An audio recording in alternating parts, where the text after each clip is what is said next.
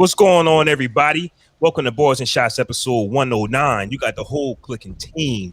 No longer quarantined, but we still doing our thing. I was about to say, speak for yourself, sir. I'm not going outside. But time out, Flaw. I'm still good. How long did it take you to come up with that? I just did it. Fuck you talking about? Man. Niggas got bars on It's here, Gemini man. season, nigga. You don't know what season it is? Gemini season right now. That's what we do. Fam. Niggas got bars out here, fam. What are you talking about? First off, I would love if I was able to write down stuff, but I write down nothing. Anything you see me do on the pod is off the top of the dome. You got myself, Flaw 700. You got DJ Big Jae. You got Ant the Great One, and you got Jerrell. What's going on, fellas? Peace. What's happening, fellas? Rainy. Y'all know what kind of day it is. And we sitting here sipping. We smoking on the finest cigars. Like, niggas got ice on. I mean, You got the robe on? niggas got the robe on. Like, you feel me? Like, we chilling, bro. Like, I got a couple things on today, too. You know what I'm saying? Yeah. Okay. All right. Bitch, I'm at work. Yeah. Are you leaving work or you just on lunch break? Nah, daddy duties got to pick up one for work, and then I got to leave again and pick up one from work. Okay. Damn. Yeah. My weekend. shout out to my baby girl, Key. My baby girl, Key, at work right now doing her thing. Shout out to her right now. Shit. Mhm. Okay. How's everybody's mental health and everything like that? Man, this is a 3-day weekend, so I'm gravy. Mm-hmm. As long as I got off work, I think I'm pretty much fine. In all I work aspects. retail. I don't get those luxuries. Yeah. Nah, we do get holiday pay though. So tomorrow's everything is holiday pay plus Time and a half. some shit like that. Yeah, Okay. time and a half. Plus commission. Yeah. When I was working, we wasn't getting time and a half. We would just get the holiday off. But when I did have a certain job that gave you time and a half, you would still look at that check and say, "Where is my money?" What the fuck I happened? did Like, that. I did that and got $30 extra. You don't get the fuck out of here, man. what is mine? working on Thanksgiving, and you got $45 on your check extra. Where is my money? The tax man will come and get you Right. if you do work those holidays. So Like, I work Christmas for this, bro. Yeah. nigga I'm really got already down. $37 extra in my check. Like, what is that? I've been through that shit before. I used to work retail back in the day. and then the I boss, hated that shit. and then the boss man look at you like, "You're welcome, huh?" What that check look Right. like, huh? I worked for Hawks Towing this for damn near 10 years, nigga. Wasn't no holiday pay, wasn't no sick pay, wasn't no personal Oh, pay, yeah. nigga. He in the industry, in the towing industry, nigga, that's a 24/7, 365 job. So I've worked Take the Christmas truck Day, home. bro. I remember Christmas Day, I worked 14 hours, bro, 8 to Wait like a minute. 10. Wait a minute. And who car you towing on Christmas, fam? I was a Damn, dispatcher, son. remember? Everybody. I know, but damn, on Christmas, you niggas couldn't wait till the AAA, 26th. AAA, bro. People still break down. You know what I'm saying? okay. Oh, I'm breaking down. I'm Okay. thinking he See, and- repoed a so, nigga and on that's the Christmas. thing. Now I'm saying- And that's the misconception I had working there. Everybody thought that he just take people cars for the police and shit like that. Nah, he does emergency roadside. so you know niggas used to call me reckless. Ant, yo, come on, man, your boys, Yo. man, your people. taking people cars for the police is funny as hell. Yeah. Just that statement. If alone. Hawks Towing pulls up to you, the first person they call is Ant, and you ain't even there. Yo, Ant, Bro. fuck you, man, and them doing, fam. Yeah. From like 2010 bitch to like 2018, bro, I got calls all the time, text, emails, everything, Yo, bro. I wish I knew. And I'd be like, "Hey, yo, Ant, get the boys off me, man. Get the boys off." I ain't gonna hold you. I'd have on your own. call your phone. Nah, I'm When on I my was doing own. repo- Damn. When I was doing repo, Can't stop the police. like before Nah. Christmas, he would look at Uh-oh, the repo. you a little Because choppy people there. going to travel to go to driving through by Anchor Bar or Dubai. You hear me? Okay. Yeah, you Yeah. You was just choppy. So yeah, Yes. we would put in family addresses for holidays just to repo you. So we do repo. Oh, on you Christmas. niggas foul. You niggas foul. Whoa, Oh, yeah, no niggas- pull yeah. up to the function. That's foul Mhm. as hell. This Pull is up to- foul. Niggas pulling up the Big Mama crib, bro. Listen, You niggas are scum. son. What the fuck? Niggas pulling up the Big Mama house, bro. we got one lady. That's We got fucking one hell, lady. fam. Shorty was parked at the hospital, giving birth. We repoed her, and she gave birth the same day. Jay. Don't admit none of this shit. Like, I wish on the audio part, I might ask Flaw to cut this out. Yeah, this nigga wilding right now. That's some despicable shit, man. This is not Barz and Shotz. We didn't Nah, know. You don't man. tell us, fam. Look, listen, even if you did know, nigga, that gonna stop you from repoing it? No. No. There you go. Nah, on some real shit, giving birth, nah, I would have told them, again, we were in the office. This shit happened, we wasn't even there. They don't call us, they don't say, oh, we pulled up to a hospital, should we take it? Fuck no. They don't know what's going on. Hook it up. They got one lady at her friend's house. They followed her to her friend's house, watched her park, got out of the car, went in the crib. So wait, this really like that show that I saw on TV. Like they really do that. Because yes, I mean, it's real. Okay, It's real, bro. Okay. What's the name of that show? As long as they're not remember? touching. Parking Wars? Shows? Yeah, on repo shows where they actually follow you all over the place and they snatch your joint. I ain't know it really got down like that. Hawk used to do Oh, that. yeah. He used to have a guy doing repos and shit from Harris Automotive out in Bordentown. They had a camera on their car, right? Yep. Yeah, How so do they you- scan your license plate. If the hit comes back, like the cops, if it comes Yep. back, They come go and get with you, follow them, hook the shit up. But I'll say as long as we don't touch anybody else's property, we good. But I'll say this: pay your bills. You ain't got nothing to worry about, even though repercussions is foul. I mean, it works both ways. Watch one hand, watch the other. Everybody's wrong. You didn't pay the man. You didn't pay the man. You know what I'm saying? Like, you know what I'm saying? But let's get into it, man. We got a lot to talk about. DMX album just dropped. And personally, me, I'm going to say, hey, Jerrell, did you get a chance to listen to it yet? Yeah, let's do it. Okay. Now, before I give my thoughts on the album was complete, says Swizz. The only switcheroo that happened on that album was Pop Smoke verse got taken off because of the verse being used already. So they put and Kiss verse got taken off a song too. The Bath Salts joint. Yeah. Kiss verse got taken off the Bath Salt song, and Young Moneybag Yo was replaced Pop Smoke. So that's how you got that collaboration. Makes sense. So that's where we at with it. So yeah. Oh, and I'm sorry, but I think they said Swizz says I know we're gonna talk about the Jay-Z and Nas song, but I think Jay kept his verse the same. Nas changed his because he changed it because he had to, because I think he used part of it in some other song or some shit. Right. Correct. So And that was the only reason he changed it though. So that's where we at. The album dropped, and I don't know if I love it because it's X, and I love X, but I think it's a fire album. Like Ant said in the group, there's some nostalgia X in there. There's some X that when he was rapping, you go, oh, that's the X that I remember. Right. Because sometimes when X get away from himself, to me, it's when he's on a bunch of songs trying to battle niggas all the time. You jail niggas suck my, like, you know what I'm saying? Like X get into this where he rapping. You don't like competitive X? The X I like. You like slipping X? No, I like no.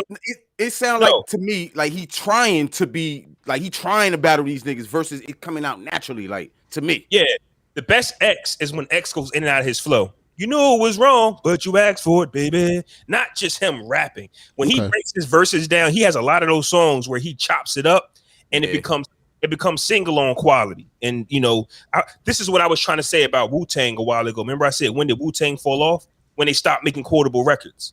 They stopped making Cream. They stopped making stuff like that where you can repeat to your homies. DMX would. They started making Gravel Pit. Oh shit! See, this nigga. Man, you got liver down Gravel Pit, fam. I'm sorry. I'm never gonna call that shit dope. Yeah. Man. I'm sorry. Okay. niggas said they start making Gravel Pit. Yeah. Start making Gravel Pit. That's when it all fell off, man. But Wu-Tang stopped making quotable songs. Protect Your Neck. Like people still say some of their quotes to this day. And to me, when X kind of like went down a little bit, once he stopped making those type of verses that he used to make and we used to all want to quote, I think he got back to his grind. I think he got back to that on this album. Like one of the verses he had with the Snoop Dogg song, he said, that was fire. Yeah. He told Shorty, look in the mirror. That's the person I don't mind losing. Like, you know what I'm saying? Right. Like, he talking that shit on that album, fam. And I think that might be my favorite song on it. That is my favorite record, yo. That's my favorite record on the whole joint. That shit is fire. I play that shit back to back. Yeah. I like the Bono record too, bro. Bono, I didn't expect that from that Skyscraper. Yeah. Skyscraper. I didn't expect that, bro. I thought some other shit, but that was fire. The Lock, I could have did without. I ain't gonna lie. I could have did without the Locks joint. I could have did without the Bath Salts joint. To be honest, I could have did without that too. On this particular project. Oh, okay. It just sounded dated to me. The whole song just sounded dated, yo. Even though they was talking that shit and all that, it just sounded out of date. You know what I mean? Yeah. Mm-hmm. Versus the other records on here. That's why when I was listening to it, if we want to talk about it, Jerrell, what's your thoughts on the album before we get into Bad Thoughts? Because that seemed to be the song. I thought it was pretty good. I mean, I don't know what people actually expected. Like, I don't know. This is DMX in his 50s. This is kind of like maybe the Busta Rhymes album if you wanted to compare them. Mm-hmm. I like Busta's better. Mm-hmm. If we're going to compare them just because of their ages and they haven't dropped in forever. Yeah. And both of the albums seem like they took years to make, right? So if I got to compare it to Busta's, I like Busta's a little better just because of the production. Swizz beats on here, I wasn't really that impressed with. So, at all. like I always said, like when it comes to dope rappers, DMX is one of them. It really doesn't matter what the lyrics are to me because I already know the lyrics are going to be dope. It's DMX. Sonically, it wasn't that dope to me though. It was just an average album. Right. Outside of that Take Control record, that shit was fire to me, bro. That Jay? shit was Yeah. Your thoughts on the X album? Speak your piece, bro. Like you didn't like it. Nah, we know you did. It wasn't for me. Okay. It's I don't know. It's just it wasn't for me. It was just almost like from a creative standpoint, like get it off. You get what I'm saying? Like get. It's your last album. I wish you would have been alive to be able to, not tour off of it, but do his interviews, do what he got to do, his promotion run. But it just wasn't for me. I do like the Bono joint. I like the Locks joint. I just didn't like the production on it. I think that's what threw it off. Right. And then, like I get it. Like y'all was saying, like the nostalgic feeling. Like I get that part to keep it alive, but when you're in my type of mindset where it's just like, all right, maybe we'll get a updated Rough Riders anthem or something that you could play in the club new from X instead of just something. But went crazy. Yeah. Wayne went crazy on his track. Yeah, Zelda crazy. Yeah, they did. Like that's the Conway only went thing that crazy. sounded I guess updated, but I guess because they were on it. You get what I'm saying? As soon as the song started, I was like, all right, this is the song with Griselda on it. It just sounded like a Griselda. You could tell, right? Like, You could tell. It's like, yeah. So as soon as it started, I didn't even have to see like who's featured. But So it was the like- crazy part is Swizz still did it. Like I'm surprised Swizz did that. That did not sound like a Swizz beat. Right. So, but it's not hard. Honestly, it's not hard to do. It's hard to do their type of beat, especially being like if you're a seasoned producer like he is. It's not hard to mimic like that sound. It's almost like an updated Wu sound. You get what I'm saying? Samples, the drums are basic, something hard. It's just finding that dope ass sample and lining it up like Griselda would. Conway That's how I look said, at it. because Nas said that G at Night wasn't enough, and he was right. If Conway not in your top 5, at least on the east side of things, Conway killed. Conway right now? Or you mean right now, right? Right now. Right now, Conway went off on that. Yeah, Conway, like Prodigy was the East Coast top 5. I don't expect the South or the West or nowhere else to put him in your top 5. But he's a top 5. He was top 5 to everyone on the east side of things. I think Conway is right there. I don't know who the other 4 is, but Conway got to be in there. So let's talk about in there. Benny. He should, I mean, Benny in he there. should be. He should be. He could be. I throw Fab in there. Still today? Yeah, hell yeah. Niggas ain't heard of Fab verse in forever though, fam. It don't matter though. I don't give a fuck, bitch. Whenever Fab drop, it ain't gonna be nothing whack. It's gonna be some bars, and the production gonna be crazy. Okay. All right. So I didn't like Fab last joint. One for you. The Summertime Shootout 3. I ain't like that. It wasn't for you. It was for the missus. Nah, So he didn't have a bar on that record for you. I'm just talking about the songs, like. Nah, I thought it was dope. I thought it was alright, bro. Like for what it was, for the Summertime Shootout series, I thought it matched perfectly and fit right in that bag. And I just was looking at the liner notes for the album. Farnsworth Bentley did a track on here. Oh shit! He produced the track on X Joint. Yeah, the last song, Prayer 13. Derek Farnsworth Bentley Watkins and Kanye West.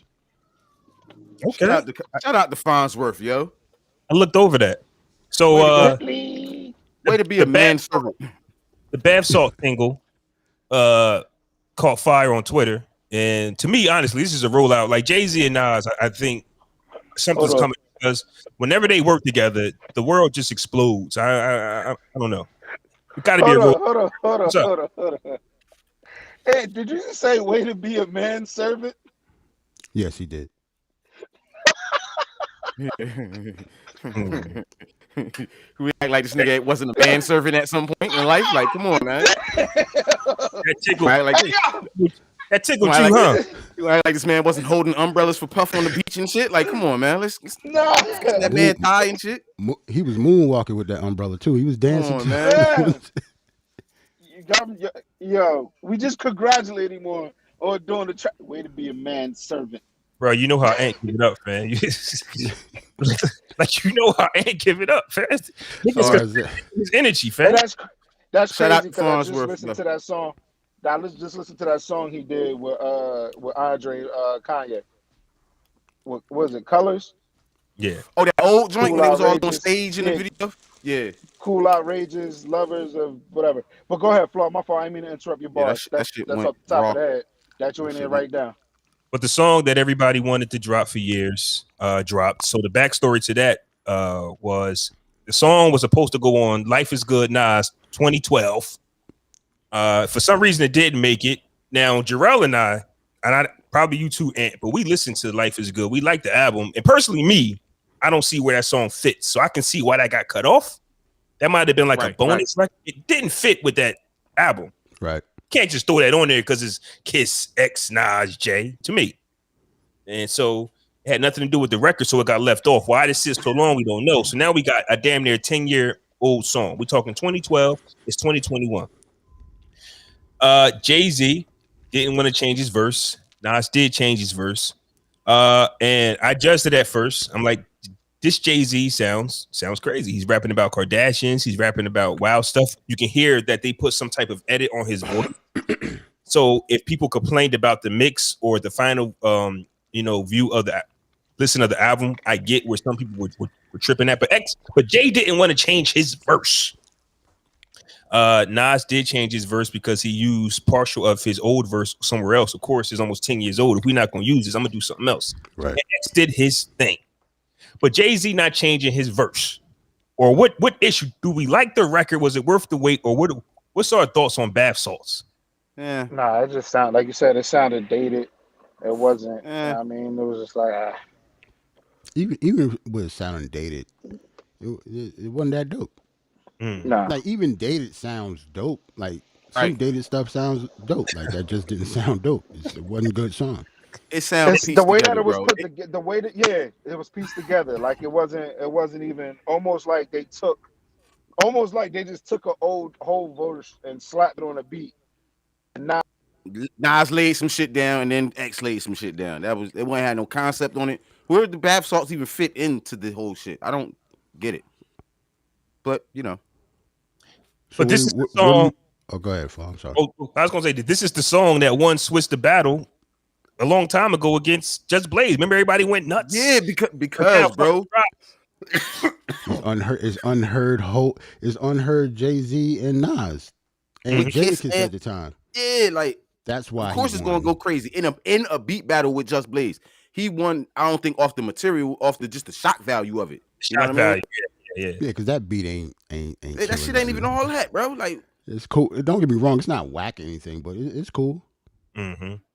Yeah, I was never really a fan of an entire album produced by Swizz Beatz. You know what I'm saying? I just never blown away by an album entirely produced by Swizz Beatz. Right. He's not one of my. He's nasty. I don't want to take nothing away from him, but he's never been one of my personal favorite producers. That's why. Yeah. Like for me, his beats is dope. I'm saying his hip hop beats are dope. But if you really listen to his music, it's mad repetitive. It's not a lot of originality with it. I'm not trying to front on him and say he corny or nothing. I'm just calling it how I see it. Like, just the verses that we're going to talk about in a minute. You know what I'm saying? A little while. Him going against Timbaland, it's a wash. Like, it's a wash. You don't even really add up. He's selling it. Because he is showman, bro. You know what I'm saying? He is a showman. You know what I mean? That's his strength. But, production-wise, him as a producer, you got to give him his respect, but I don't think you put him in that upper echelon of producers. You know what I'm saying? I would put Alchemist over Swizz as far as production. That's just me. Alchemist is nasty. but Alchemist don't got the same. He not on the same level as Swizz. You know what I mean? Yeah. Musically, he's above Swizz, but as far as like fame and shit like that. You know what I mean? Just his name out there, he ain't on the same level. Plus, Alchemist be chilling. He be chilling. So. One of the records that caught my attention. Hey Jay, are you here with us, or you? I see your lips moving. Well, he on the phone. We can't hear you. Us. We can't hear you. Which one is it? You can't hear us, or we can't hear you? Oh yeah, we can't hear. No, we can't hear you. Yeah, he knows. Oh, okay. So we can.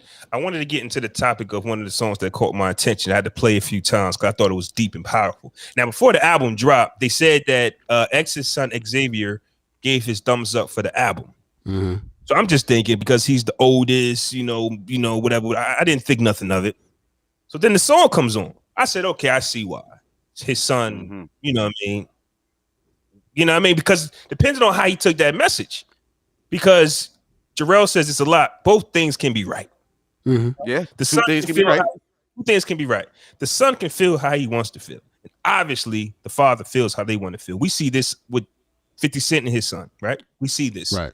To where, so the song comes on and it's playing, and I'm like, man, this is crazy. The first thing that actually came to my mind was that's cool. But when Usher got into his bag, I'm like, boy, they don't need to make songs like this for mothers. Like we have to make they don't make songs like this for women. Like these niggas like call your father. It's crazy, yo. Now, hold on. That shit is wild. Call your father is crazy, ain't nobody bro. gave Mom Dukes bars like that, huh? Never. You never have to like that's never in question. Nah. I gotta think we may have felt like you that. might be right. We have felt like that at some time, but you never heard it before. Like it's called your mother. Which was kind of the issue kind of niggas had with him a little bit, honestly. Like, damn, you nice. Yeah. Like, fam, we not with that. Nigga talking about burying his moms. Yeah, we hear you. Yeah, we hear you. Yo, now that you said that, I'm sorry. I'm mad. I didn't think about him. Like, he's like the only one. You're right. Yeah, he's it. And he gave his mom bars, bitch. And I think it needs to happen. Tore her ass up. It needs to happen more often. I want to hear. Which part? I want to hear that the moms get this work too. I need to hear like the female rappers come out and do some shit like that. Because you know how it's always girls and their moms don't gel. Yeah, I get it. It makes sense. I don't think it will happen, bro. As long as there's a Women's History Month and all this Me Too movement and things of that nature, bro, I don't think it will happen, bro. Women generally stick with each other, bro. And to hear that would be kind of going against the grain. And I think it would be more detriment. It'll work because it'll get that person name out there, but it would ultimately hurt. You know what I mean? In my opinion. It's corny though. Like there's toxic moms out there too. You get what I'm saying? But I mean, just because she get I think it's also the whole she gave birth to you, so don't dare disrespect. Like you get what I'm saying? Like it's always and to bring up a positive point. mama songs neither. As a DJ who DJs weddings, then one of the number one questions I get from grooms is, what song should I dance with my mom to? Because I'm tired of I was dancing just to mama. about to ask you that. I just was about to ask you that, bro. I have to pick a song to dance with mama to, bro. We dancing to In the Club, bro. Why not Kanye West? You Hey hear me? Mama? Luther made a song. We're dancing to 50 Cent In the Club, bro. Why you dancing to 50? You don't even like that nigga. She like that nigga. He does. Oh, she like Ain't like 50 fan. Ain't like because 50. I was going. Does she like Kanye? Because you know he got the Hey Mama. Okay, time out. Flaw, don't tell me I like 50, okay? I'm saying, I mean, you dancing tell with your me. mom's. It's like my to his mother. song. It's my mother. She like that my song that mother. much? We ain't dancing to a motherfucker in the club, y'all. I Like, know, nigga. Like you supposed to roll with it with me, nigga. That's what I'm saying. Like, but no, Well, Jay, I'm glad you brought that point up because you're right, bro. It's not enough songs like besides Dear Mama, a song for Mama, one of them old school Yeah. groups from back And in the then- 70s. They got a Mama song, but other than that, Dear what Mama, I'm dancing I to? Tupac. always love my mama. Yeah, that's the one. That's the one. I'm not tootsie rolling Or- off that, bro. or Kanye West. Hey niggas like Mama. 50 rolling at all, though. The last wedding I'm I not did, they tootsie did Hey rolling Mama. to that. rolling at all. You heard me? What you say? The last song they did was Hey Mama. Hey Mama by Kanye. That's the last. On what song I did. album? Hey Mama. The first one. Ah, Isn't that on I the wanna first one? scream so loud for you. I'm so This is Oh, the that first loud. and song. second Oh, one. that song. That That song. shit Yeah. fire. So, Yeah. but the song triggered a few folks because, like you said, call your father, right? And Jay said the victim shouldn't be the one to reach out, correct? Right. Recently, and I mean- okay, talk to me. I mean, I'm not gonna say the victim shouldn't be the one to reach out, but it's always the person that's doing the bullshit that will tell the victim, you know, like my pop told me, I gotta let the pain, the hurt go. Yeah. Or Yeah. or somebody right. tell, bro, you gotta get over it. Or I mean, just any situation where somebody's doing something wrong to you. Like my motherfuckers like, come on, fam, that wasn't even that serious. It's not all that serious. Like, nah, bro.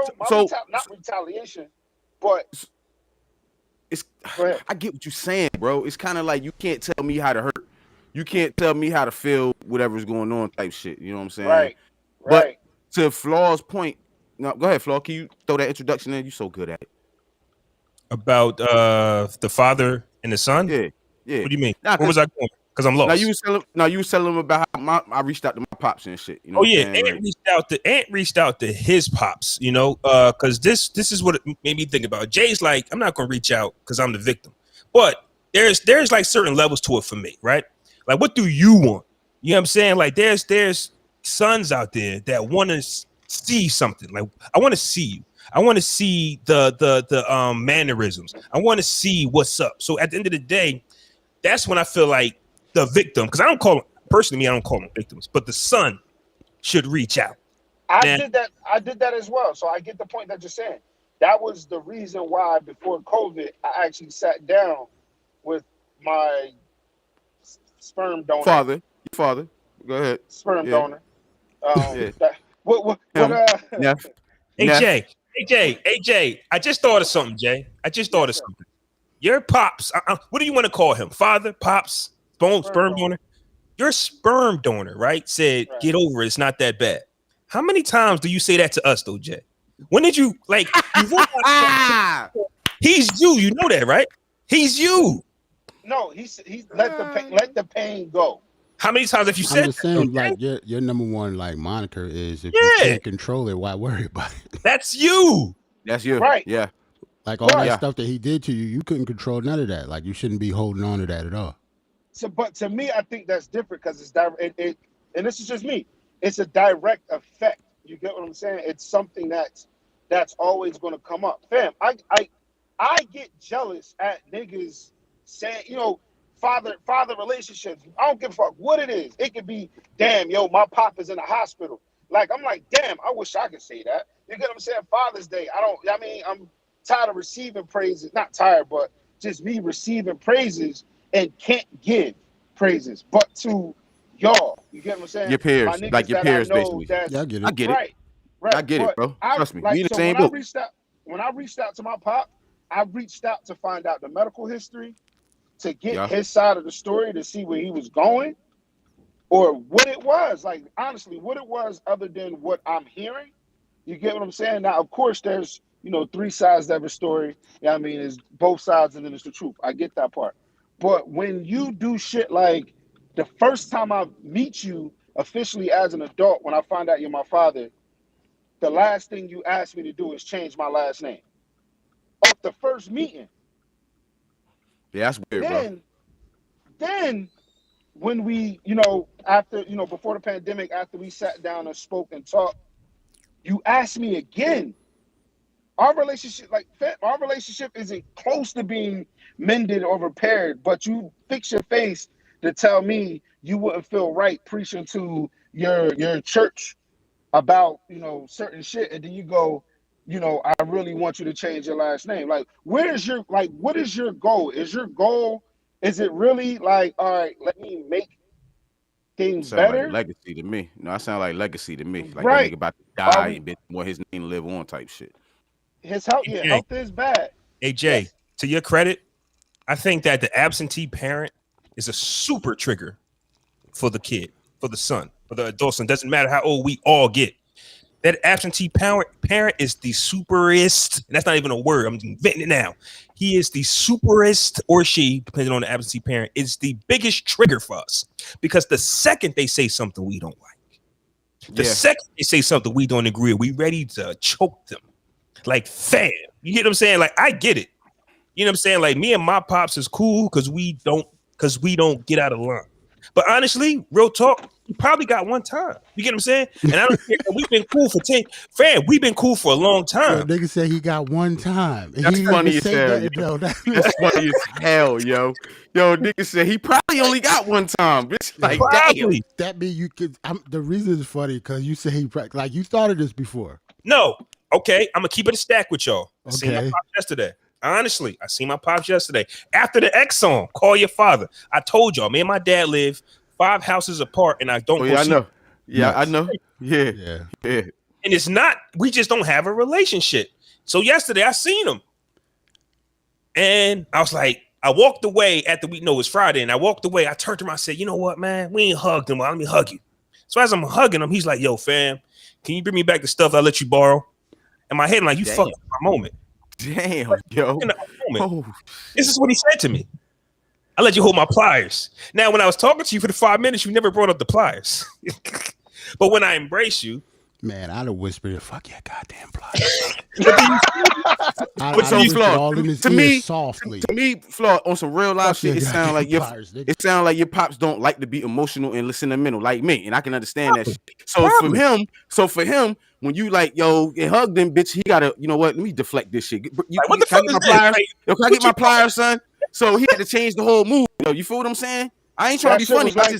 But I get it. But just like I say, they are our biggest triggers. So I get it 1,000%. And you cool with your pops, but boy, if he get out of line one time, you might want to show this. A bitch will catch a Greyhound in Indiana, bro. I ain't playing with him, and he know that, bro. He know that. The Greyhound still running. Got aggressive fast. And like Greyhound. Even my nigga ain't say fly. We whole adults here. If you whoop you gotta be mad as hell to take a Greyhound and whoop somebody's ass, man. I don't give a fuck if it's in the next town over. To take a bus. I need to take this time to cool off. I don't want to get here and kill this nigga. And a plane is gonna be too short. I need a nice bus ride. A nice bus ride to really collect myself across the Great Plains, nigga. But because I'm about to walk into work. But even my therapist, like the homework she gave me, she told me, she was like, it seems like I'm now living through the childhood trauma. So she was like, do I want to, for the most part? Like, do I want to live through, like, basically, do I actually want to get over those childhood traumas to build the relationship with them instead of pushing them away? You get what I'm saying? And like you said, Flaw, like those trigger words, and like you said, yes, that is me. You get what I'm saying? Like, it is what it is. Get over it. You know, that's the past. No. You're right. No, it's funny, but I get it. It's funny, but bro. At the end of the day, that's something. Nah, that's not something that's not something that you can just like. You got to go through it. You get what I'm saying? When I say shit like, if you can't control it, don't worry about it. What I mean shit like that doesn't directly affect you as a person. You get what I'm saying? That man DNA is flowing through my fucking body. You get what I'm saying? I get what you're saying, but the way that y'all both handle situations is the same way. Oh, Very similar. Very similar. Absolutely. And it's like, and it's like, even with me being a father, and you know, being there for those moments, like it's like I still think back like, fuck, like I wish I had this. Man, my fucking daughter asked me yesterday, I had this fucking talk, was how do women enjoy sticking butt plugs in their butt? Wow. How old is your daughter? 16. They turned 17 this year. Okay. So the parental moment. Turn 17 when? Huh? Turn 17 when? October. Oh, I thought you said June. Wait a minute, hold on. Team Gemini, go ahead. This is a question she asked you. Yeah, yes. Because yes. Just yes. Look at Jerrell face. You see Jerrell face just now? Do you see his face? Yes. If you don't get the fuck out of my face. Time out. Right. With this And bullshit ass question, and like, I don't understand. We can't react like that when it comes to girls. I understand that too, yeah. That's the way that we were raised. We were raised to close your eyes when the kissing scene came on. Yeah. Got you. My kids are literally a year from being able to almost do whatever the fuck they want. Yeah, they pretty much grown. You're right. Did y'all see Army of the Dead on Netflix? Yes. I didn't see that. Watch the beginning scene, Shorty giving top, right? Amazing top. Like I've never seen top like this before. Nigga crashes into a car or whatever. But that's just that part. So yesterday, as I'm going downstairs to get some water, I see my mom and my daughter watching Army of the Dead. So in my head, I'm like, oh shit, you just watched that scene. But yeah. Like, but your daughter grown though. I know, Jay. I know Jerrell, but still, like, damn. Right. Yeah. So my kids, baby girl, bro. My daughters told me they seen 365. My daughters just watched all of the 50 Shades of Grey. Damn. You get what I'm saying? So the conversations are happening. So as a parent, don't let them read the books, bro. She's already reading the books is like way iller. The movie is fine. She's already they're already reading the books. God. But the conversation piece is not, don't ask me that, or don't worry about it. It was, ask your mom. She asked in the group chat. But it's, you got to be a parent and break these things down so they find out from you and not from a friend or someone else. You get what I'm saying? Because if she asked you that question, that means she's just going to ask somebody else. Right. Mm-hmm. So then if you was lying. The follow-up question was, what's the adult version of why you and mommy got a divorce? Not the things didn't work out. So they already know the difference. She want to know what really fucking happened, basically. What really fucking happened. Yeah. And I'm honest. And it's me being a father who I feel like I'm breaking the cycle. I'm breaking the chain by having these open conversations that makes my daughters are comfortable enough to come to me and talk to me and ask me about this. And I'm saying this with my daughters, one of them sitting right next to me. But I never had that. Yeah, she you get what I'm saying? Yo, I know TV is fake, but that just reminds me of a scene off Power that I took from, right? Remember when, I don't know if y'all remember, but remember when the son asked the mom and the dad, who are y'all? And the mom kept it 100. Right. And dad really told him to mind his business because you don't need to know that. And that's why he killed him at the end of the damn show. He wound up killing him over that one. Flew him right off the balcony, nigga. So you've been lying to me your whole life. Lying to me your whole life. He doesn't care about you anymore. Come out and say, yes, we were drug dealers. Yes, we kill people. Yes, we did these things, son. Like it could actually work to your advantage. Yo, it was so crazy. He ended up killing him, right? But the next show was about getting his mom out of jail. Wow. Because she was honest with him. Yeah. And his dad wasn't his whole life. Yeah. And that's why I say that shit was triggering. Because somebody on Facebook put call your son, or did y'all hear that song Letter to Your Son? Yo, call your dads. It's just like, wait, why the fuck me call your dads? Bitch, tell the dads to call their sons, man. Makes sense. Yeah. I can really get that. I was in that situation. I did not, like as you call it, the victim. I was the son. I didn't pick up the phone. Fuck you. Oh, he did call, but you said fuck it. I think he tried to get through to me through my mom when I was like maybe like in my early 20s, I think. But as a young man, you don't want to give a nigga no comfort and whatever. You know what I mean? If his life is fucked up now, he only reaching out to try to get some comfort in life. Right. I'm not trying to give you that, bitch. Fuck that. Like, right.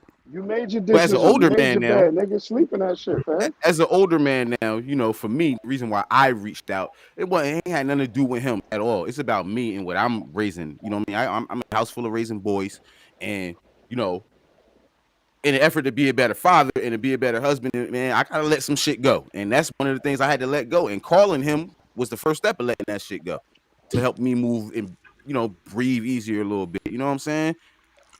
A big reason why I think it depends on your situation, depending on your personality and how you were raised or whatever. I never, being the victim, I never called him when I was little because on the back end, I got like 4 uncles.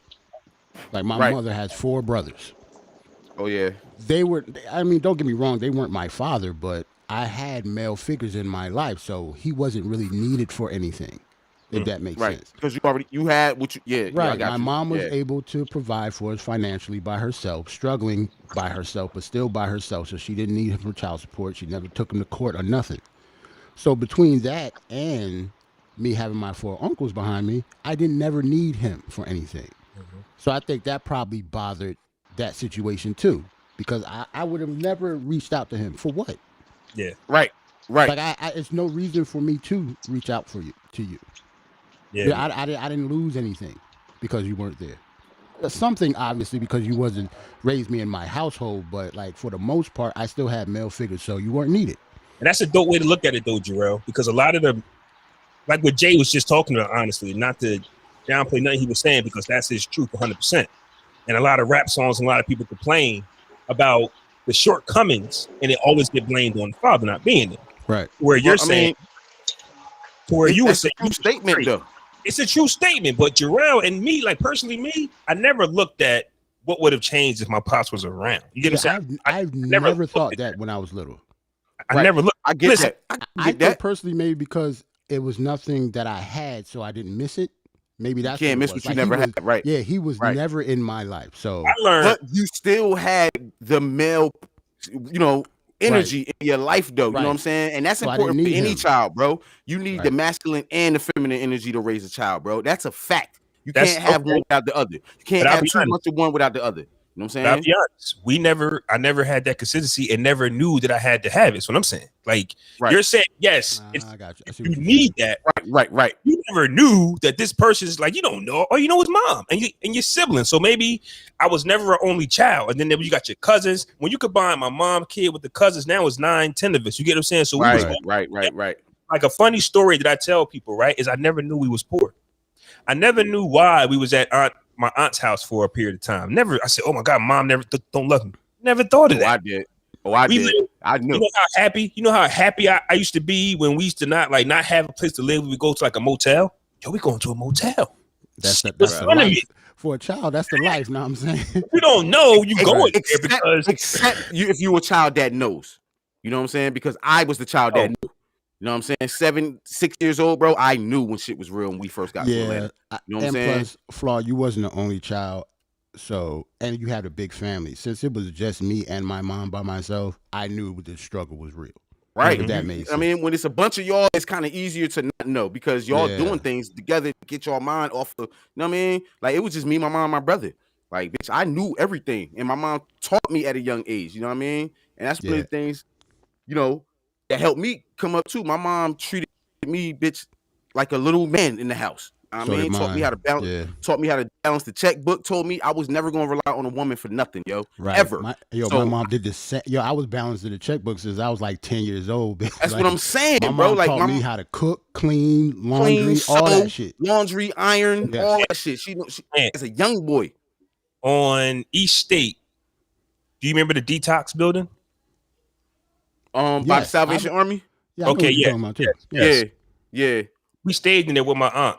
I never knew that it was a place for people on drugs to rehab. Right. It was just a place where we stayed. Because to be honest, it looks like it's just an apartment building. It's an apartment building. Yeah.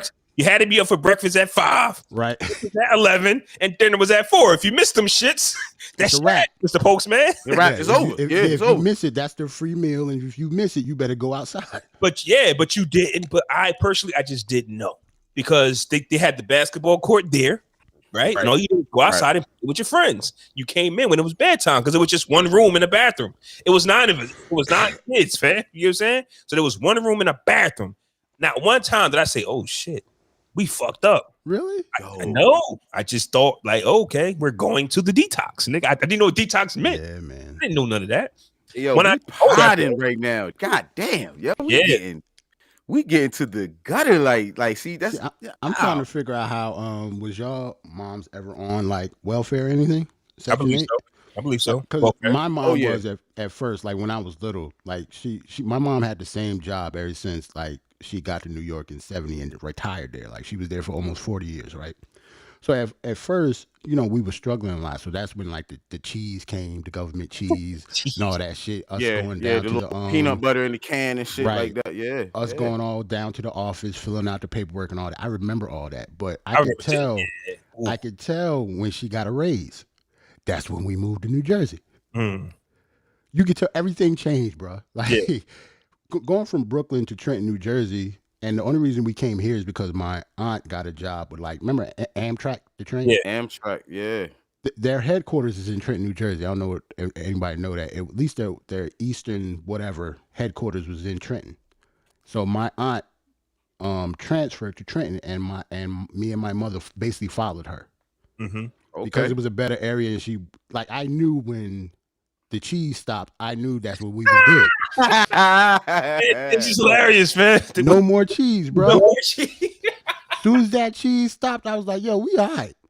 And I'm stupid. I'm young. I didn't want to move. I hated New Jersey just because I'm like. All your people's in Brooklyn. Yeah. Exactly. I'm 9, 10 years old. She just uprooted me. But I knew the cheese stopped. Yeah. Once the cheese stopped. We golden now. Yeah. And shout out to Peaches in the chat too. She said she liked DMX album.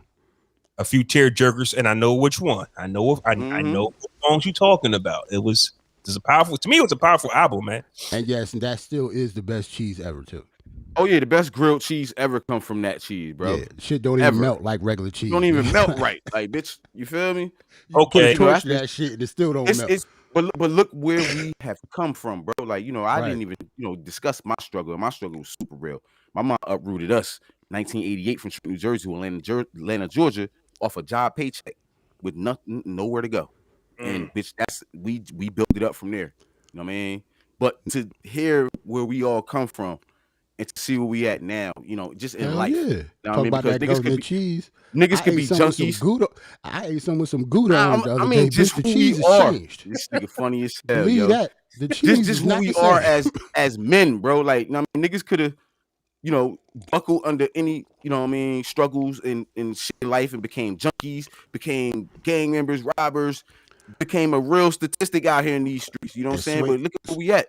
Swinging it back to hip hop. Now, a lot of people don't realize Jay-Z, how crazy Jay-Z's story is. Yeah. How crazy Puff story is. A lot of these dudes, even DMX. Mm-hmm. Like DMX, coming from where he came from to ended up where he was at is nuts. It's not supposed to happen. DMX did more. Right. DMX did more with less than anybody. Less than anybody else, honestly. Ever, yo. Ever. One thing real quick, because we about to get on Jay-Z real quick. Mm-hmm. Best grilled cheese is when you wrap that shit up in aluminum foil when you iron it. Best grilled cheese you could possibly make. He learned that from meth too. He learned that from meth too. I'm not gonna front. We were never that poor. We always had a stove, nigga. I don't understand why niggas gotta do that. That's some jail shit, bro. That's some jail shit. I don't know why we did. Had a stove, Flaw. Never was that poor, nigga. Flaw talking about some jail shit, bro. He saw meth do it. On what movie was that, man? When he came home from jail, he was still acting like he was in jail. Damn, what movie was that? We was poor, but we always had a working fucking stove though. That's nuts. But shout out to us, Kings, because like I said, bro, you know what I mean? We were raised in a time where, our kids probably wouldn't be able to survive on some real life shit, yo. No you know what way. I'm saying? Like we can all agree the era we grew up in was a way iller time than what it is right now. Like, it's not the same. So, shout out to us for overcoming. You know what I mean, nigga? I got lights. I got some steaks upstairs marinating for the Verzuz tonight. Like, bitch, I'm drinking Ciroc, nigga, top shelf. Like, top shelf Ciroc, nigga. Never. I mean, like, be inventing. Niggas say I be right. Niggas be inventing shit, wild shit. Top shelf Ciroc is a new one, baby. Versus niggas say privileged homeless. That is nigga drinking top shelf. Privileged home. The privileged hold on. homeless. Time out. Is Ciroc top shelf liquor or no? No. Nah. So why isn't Ciroc top shelf? Because it's vodka way more expensive than that. Such as shit that I don't drink because I don't drink top shelf. You don't know, but what I'm saying is, listen to me. Grey Goose is top shelf liquor. You know what I'm saying? Belvedere is a top shelf vodka. Ciroc is on par with that. Now a bottom shelf is like Majorski or motherfucking okay. Ciroc is in the middle. Hold on. Ciroc is top shelf, bro. If they charging you $200 a bottle for this shit in the club, that's top shelf. Go in the liquor store, right? And look up how much Ciroc costs and look up how much Grey Goose costs. It ain't the same. Yes, it is. It ain't. It's damn near the same. Look, a fifth of this is about $40, yo. On some real shit. With tax and everything, $40. Know why? A fifth of Grey Goose is probably like $50. You're right. Because Puff wilding and he know we'll pay it. A fifth of Grey Goose is like $50, yo. On some real shit. It's $10 more. Personally, I like Grey Goose way more. Stop shitting on Ciroc, bro. Like, I knew you was a Diddy fan. I knew you was a Diddy fan. I'm not a Diddy fan. I'm a Ciroc fan, bro. Hey, Jerrell, the guys that he dissed, he really. Nah, I mean, but they be doing dumb shit. He dancing it in the club at his wedding, and it's gonna be Ciroc heavy. Okay, time out. Me and Jerrell been Ciroc boys since about like 2010, maybe. We were Ciroc boys, bro. Any function we went to, bro, we were Ciroc boys. This was our shit when it was. So Puff been owed us a check. He been owed us a check. I'm gonna bring you a bottle of Grey Goose on your wedding. And guess what, though? He's gonna get outside. We can't have outside bottles at the wedding. So if you're gonna bring it, meet me in the parking lot with it. You know what I'm saying, and I will definitely. That's what's up, nigga. Speaking of, shout out to Roland in the chat. Nice to join us, fam. Shout out to Roland, man. Speaking of Roland in the chat. Speaking of Puffy and Jay-Z, Jay, who's now gone, he won't be rejoining us. Nah. But he posted a picture of Jay-Z and Puffy walking through a hall and said motivation, and it wasn't even like a recent picture because Jay didn't have the big dreads. He had that was at the Rock Nation brunch like 2 years ago. Yeah, so I was curious when he had the Marv on. Yeah, I was curious to why randomly that was motivation to him. But I told him that we was on the same energy because I wanted to talk about something. Some things that I see Jay-Z is doing and some things I see that Boosie is doing, and I wanted to tie them in. Jay-Z, if you don't know, I'm about to tell you in a little bit as soon as I get my joint up. So according to CNBC, Jay-Z will share his $1 billion mentality with Wall Street Robin Hood investors. I like shit like that. I like when people that made it talk, right? And I've said this before, I'm keeping the same energy. I remember a while ago, I was like, I would definitely like to hear Jay-Z and Beyonce talk about, marriage situations. And I remember Jay was, what? We don't even know that. Jay was against it, yes. I like when, if you got something going on, talk about it. You get what I'm saying? Because that's how some of us learn, about, this is how we survived our marriage. You know what I'm saying? Like, maybe you don't have to get into wild details, but I would like to hear you talk. Coming up in hip hop, a strategy that a lot of artists would use was the flossing type, right? Which means I'm going to floss in front of you, which is supposed to motivate you. So when I pull up with the car, when I pull up with the jewelry, when I pull up with the girls, it's supposed to motivate you. That never worked for me. So for Jay-Z to actually say, I'm going to tell people how I think when I'm investing, is powerful jewels that you can't buy. You get what I'm saying? Like, you can't pay for this course. No, I mean, you could. It's priceless. It's like priceless. It's like priceless. Yeah, it's priceless. So yeah, I wanted to tie this with the little Boosie situation. You can keep that up, Jerrell, because we're going to talk about them both. Little Boosie, who was just shot actually a few months ago. His artist was murdered. And Boosie, I seen in an interview say he still goes to Houston, Texas, or some about Houston or Texas, one of them. He still got shot at. He still go there. He still goes there, and he was shooting a music video. I don't know where. and there was a shooting there.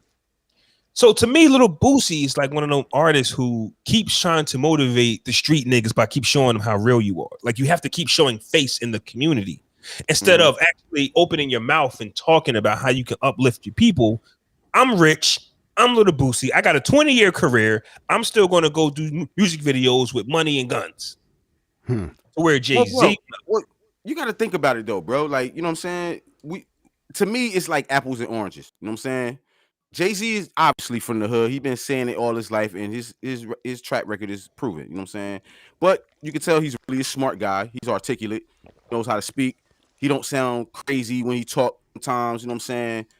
Versus Boosie, on the other hand, he may think the same way Jay think, but the delivery is crazy. And like you said, maybe hood shit is all he know. Maybe he don't really know how to invest his money. Maybe his strength is being in these streets and being a hood nigga. And maybe that's his gift to want to get that back to niggas and show niggas how you can be hood or whatever and still, you know, I don't know. You know what I mean? Yeah. I'm not saying that he doesn't know how to invest. I just think that mentality of I'm going to floss in front of you to motivate you. It's not, to me, it's not the way to go. So when Jay goes, that'll get you robbed. That'll get you robbed, bro. Like niggas starving it, bro. You feel what I'm saying? Like that, you make yourself like a target doing that to me. You know what I'm saying? Remember, you see, we're dealing with different kids here, right? Remember we used to be the king of your city. You can go there. There's no such thing as the king of your town no more. Right. After Nipsey died? I was about to say that, and because ever since Nip passed, everything changed for me. Yeah. Ain't no going back now. Yeah. Why would you want to go back? If Nip can get murdered in front of his store, anything can happen to one of us. Yeah. Or any one of you niggas with money. Anything. Yeah. It's a reason you don't why even have to have money. It's a reason why Jay is not in Marcy Projects. Like, there's no reason for him to be there. Remember that meant something to us when we were young and dumb? Yeah. Oh, this nigga can't go back to the hood. Oh, this nigga the king of Queens. This nigga the king of Brooklyn. This nigga, man, he good in Compton.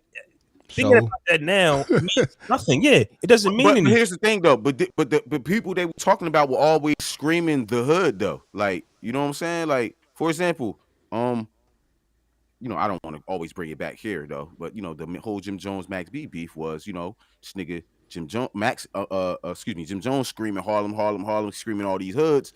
But niggas won't never see him out there, like type shit. You know what I'm saying? He's screaming what he doing all in the streets and shit like that, but niggas never saw him out there. Like, so how do you claim you from somewhere, you did this and do that, but you never being seen doing it, or you never being seen giving back to your hood type shit? That's why niggas hate you. You know what I mean? Now, Nip's situation, I feel like was kind of different. You know what I mean? I think Nip got set up and somebody was sent to do that to Nip. You know what I'm saying? On some real shit. You know what I mean? I think he was assassinated versus him being shot in his own hood. The way Big Ooh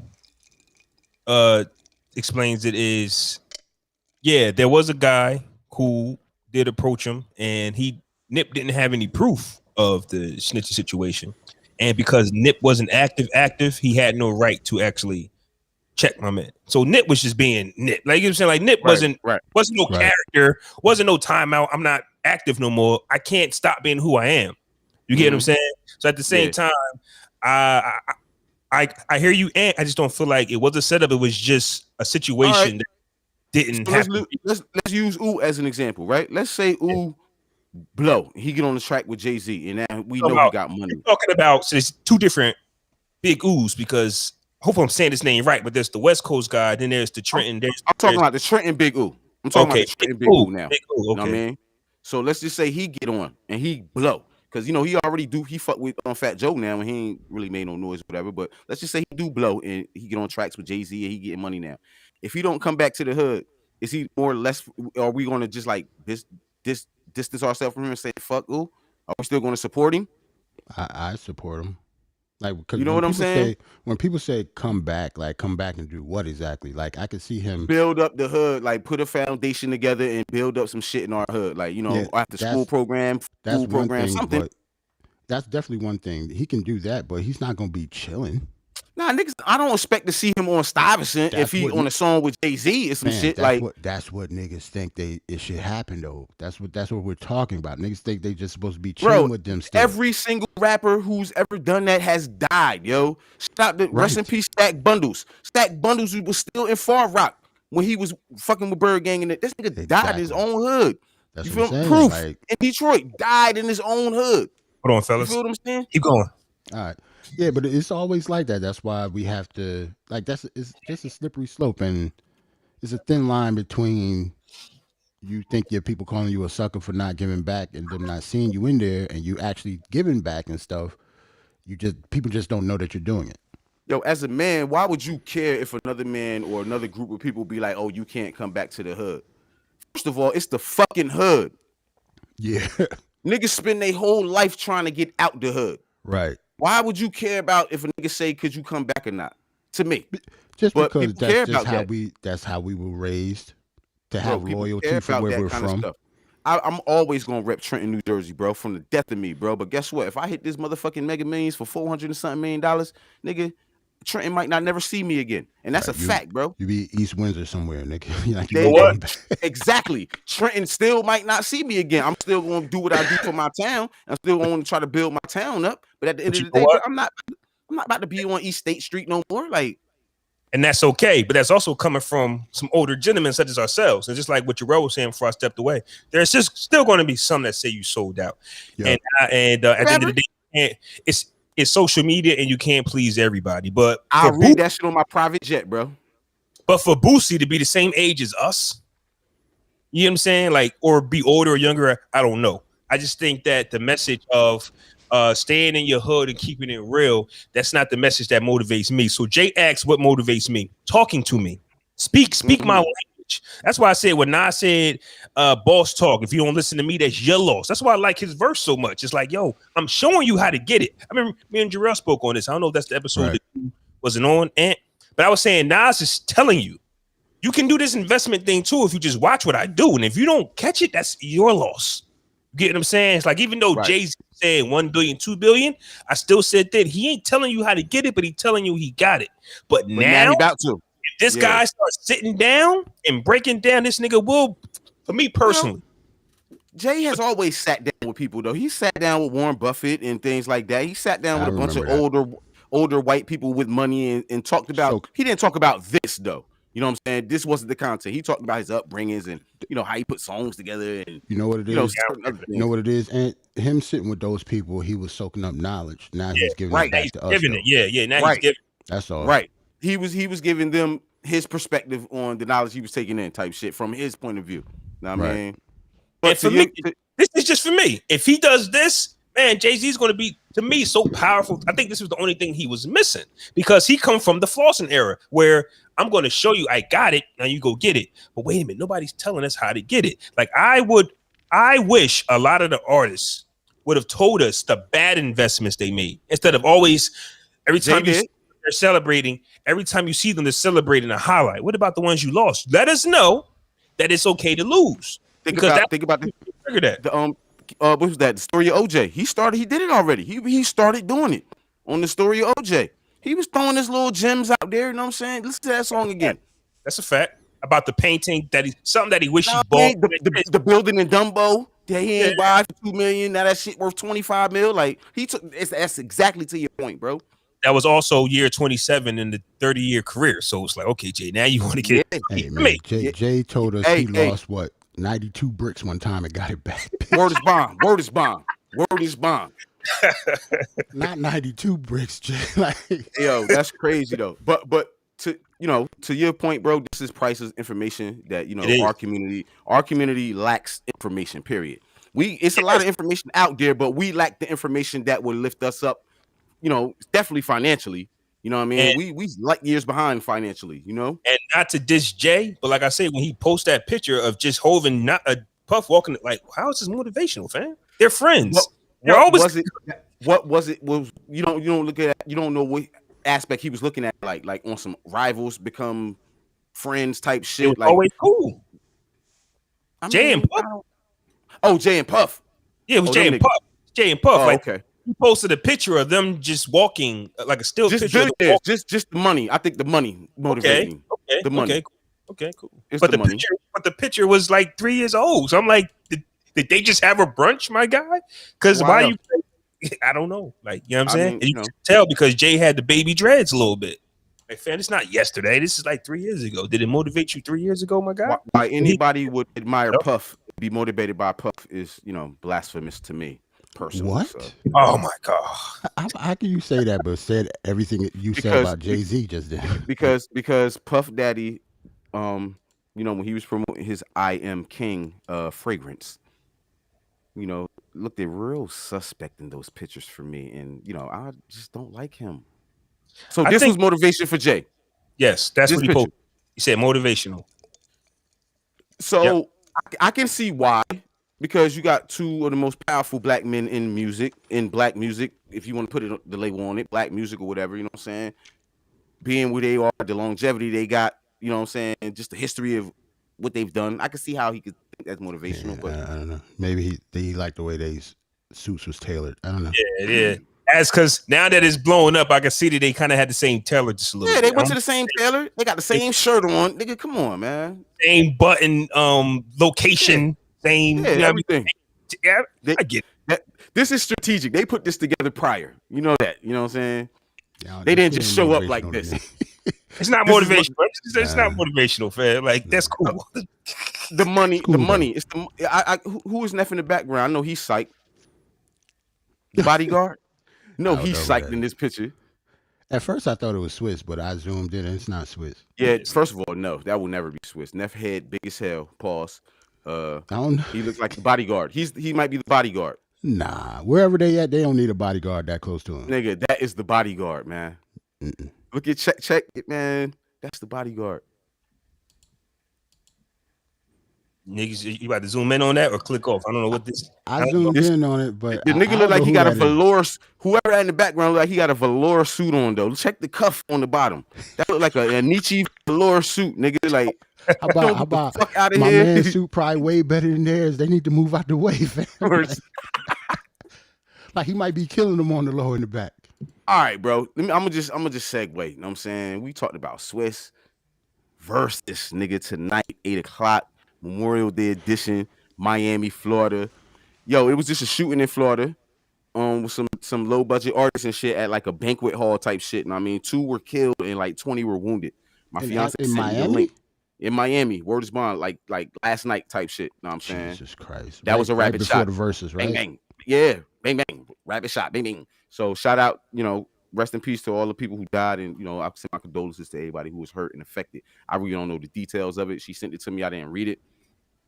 But Verzuz in Miami tonight. I mean, Timbaland versus Swizz. The first Verzuz on their new platform from Triller.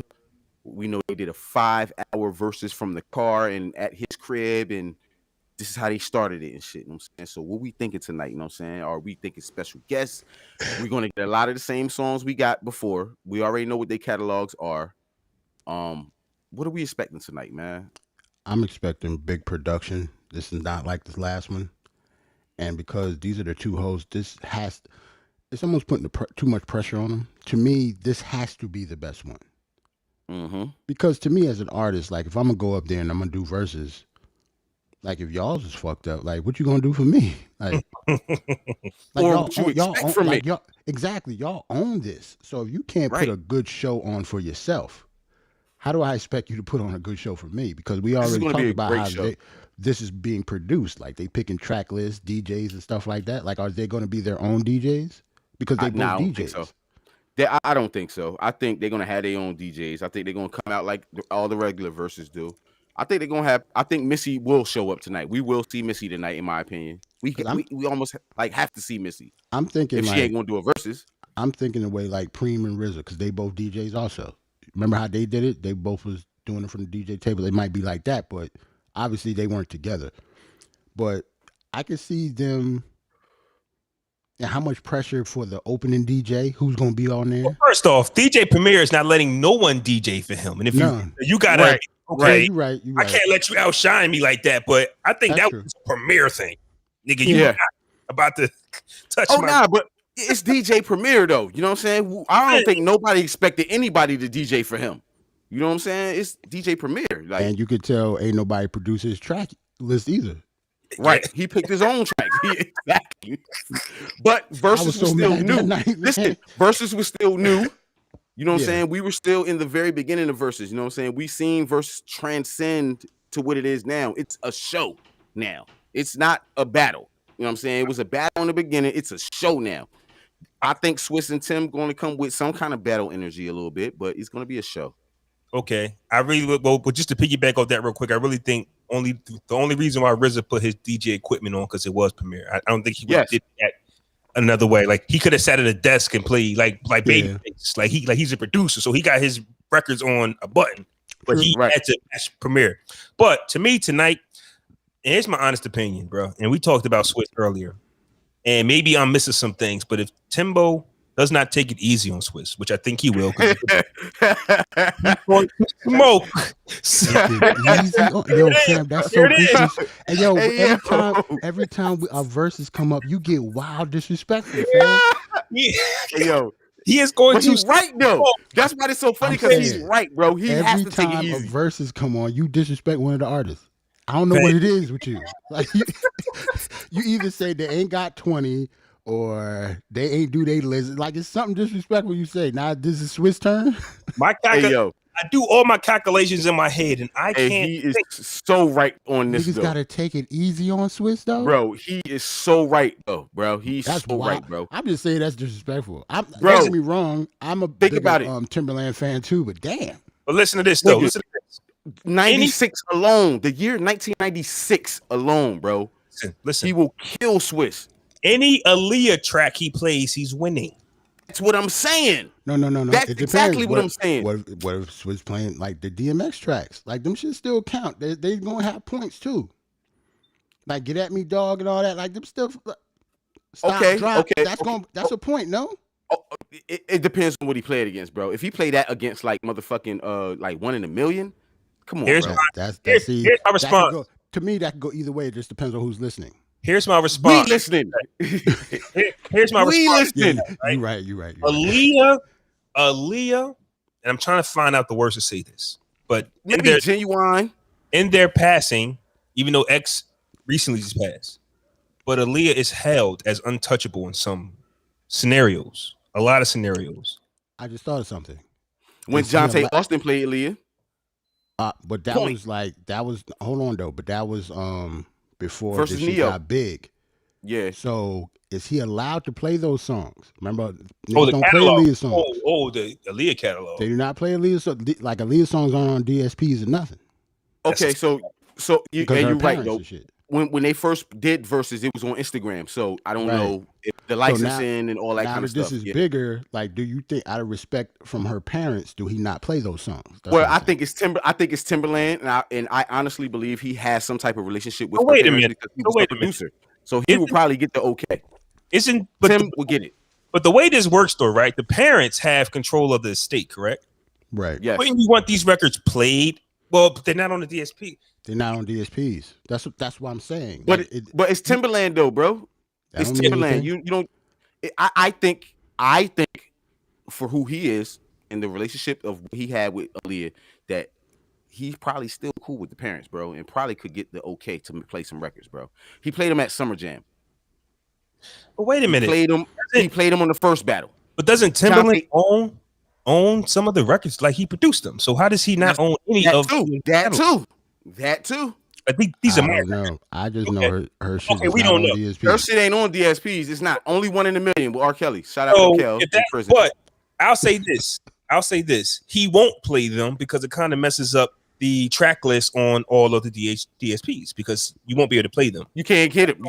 Yeah. Yeah, I didn't think of that. Because once they hit Tidal and Apple and all of that, it won't work. See, so this is what I'm saying. This is bullshit to me. Then, like, if he can't play, we need a resolution. I don't want to watch this. Like, what is happening? They don't.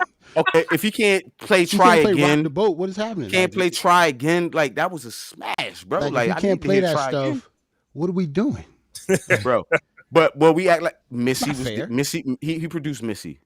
No. I could say Genuine. He produced Tweet records. I don't think he needs Aaliyah to beat Swizz. He doesn't. I'm just saying for him not to be able to play him sucks. Like that's crazy.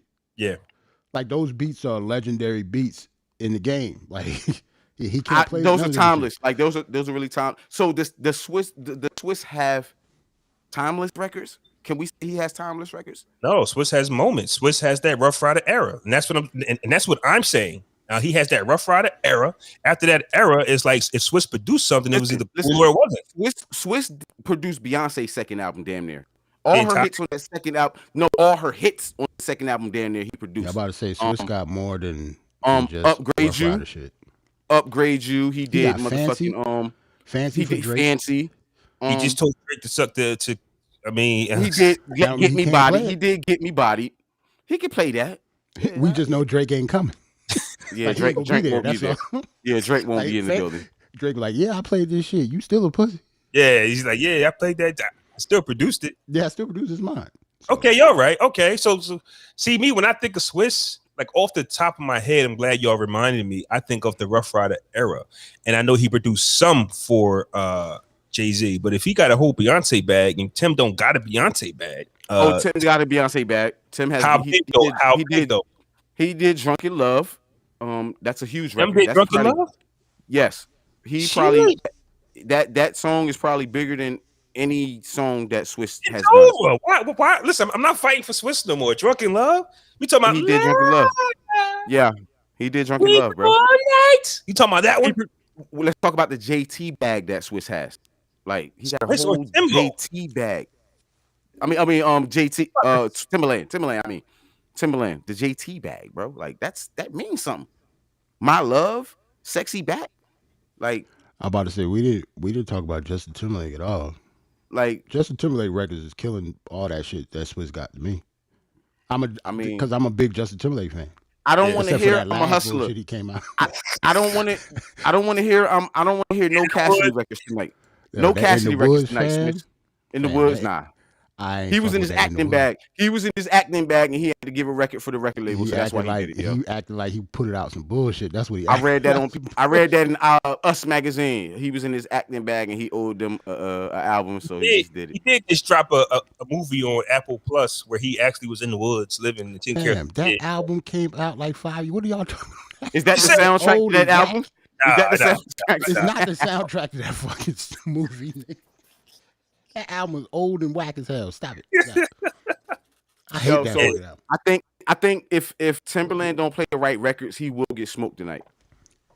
Timbaland cannot not play the right records. If he don't play the right records, bro, if he play him and Magoo records against like Beyonce records, like you feel me? Pull out no Magoo. Like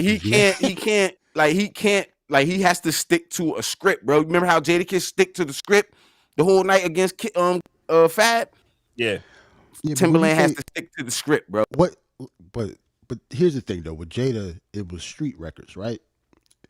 Timbaland is so all over the place. What does he stick to? That's what I'm saying. Yeah. He's got to stick to bigger records. All bigger records. All records that are big. No, he's not. Bubba Sparks? He's not playing Bubba Sparks. He's not playing Ugly.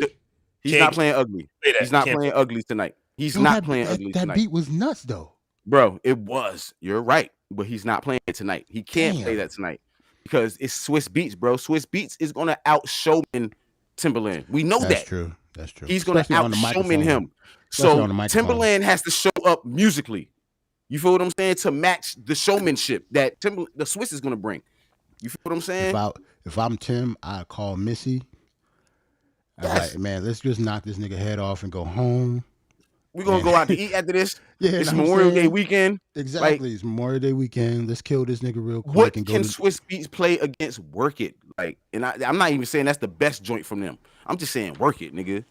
Like, so man, actually watching this Verzuz tonight to see if Swizz can pull off the upset. Because if Timbaland does his job, it's going to be something nasty. I mean, how many Jay-Z songs you're going to make us tired of Jay-Z tonight because we're going to say, no, that's not a good matchup for what Timbaland has.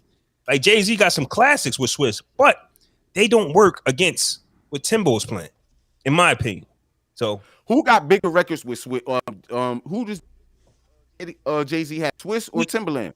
I asked y'all that last episode and y'all laughed at me. Are you kidding? Big Pimpin' is gonna kill everything he did with Jay-Z except for what? You don't remember that? Tigger, what's my motherfucking name? We talked about that. I asked y'all that and y'all both laughed at me. Yeah, like, because come on, man. Timbo shit is crazy. He did Lobster and Shrimp with him and Yes. Nigga did Lobster and Yeah, Shrimp. he did. Remember Lobster and Shrimp Flaw? It's Hot from He's not Volume even gonna 3. play that, and he can kill Swizz with that. Remember, beat It's to me. Hot.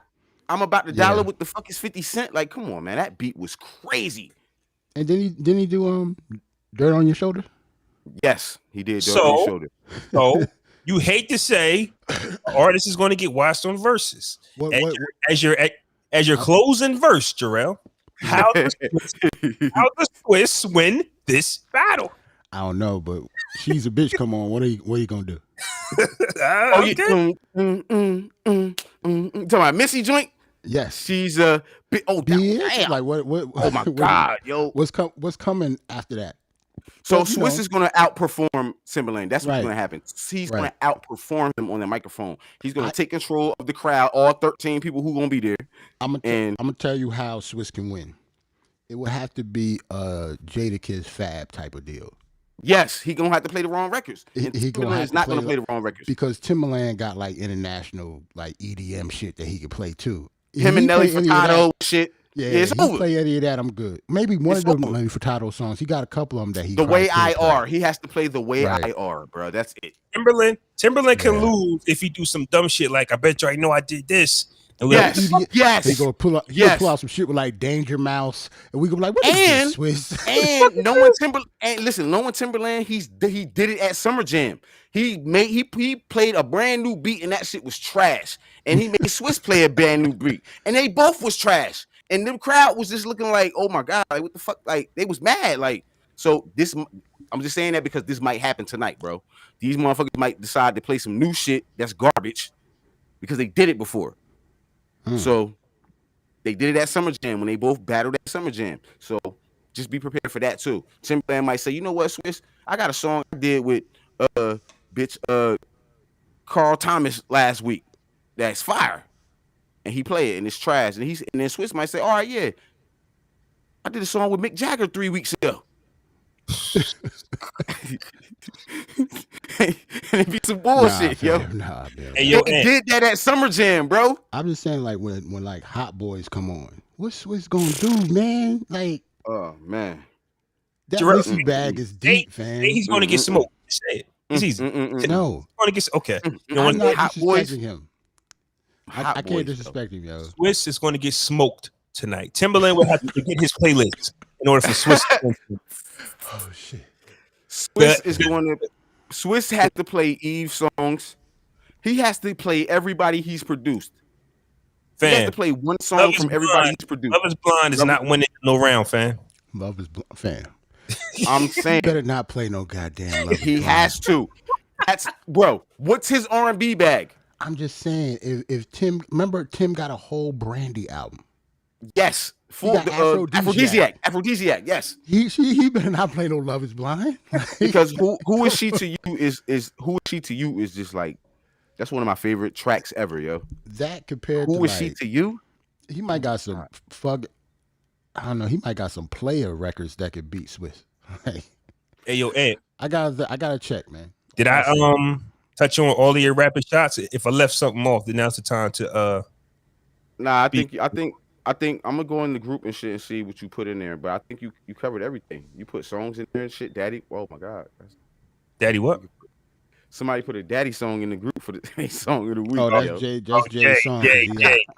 Yo, Hey, this is crazy. man. This nigga, I'm mad you call that shit a daddy song.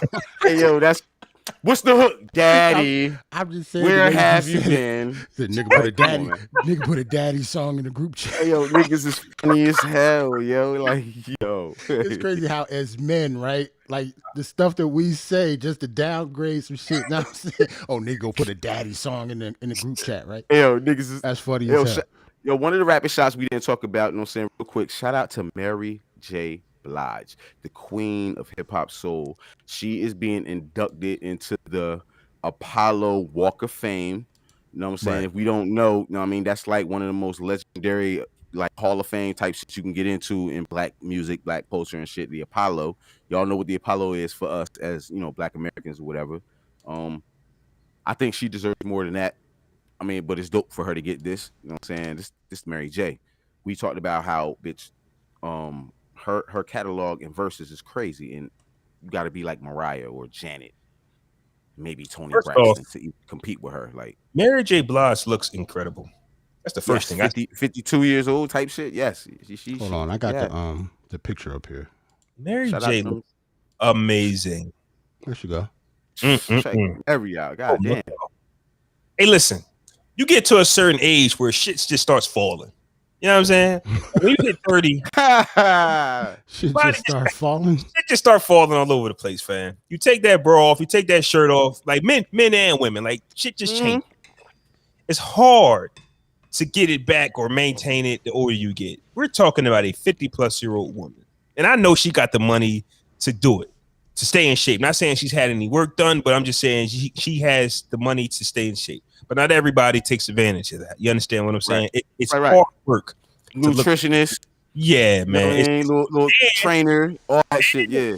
And she was going through a divorce. Like, let's not tell you that don't take a toll on you, fam. Like, who knows she's over that? You get what I'm saying? Like, you can hold on to that all your life if you care, if you want. Matter of fact, she's starting to look better after the divorce, to be honest. Damn. What's his name? Sometimes isn't that Can do? Something like that. You could tell he wasn't shit.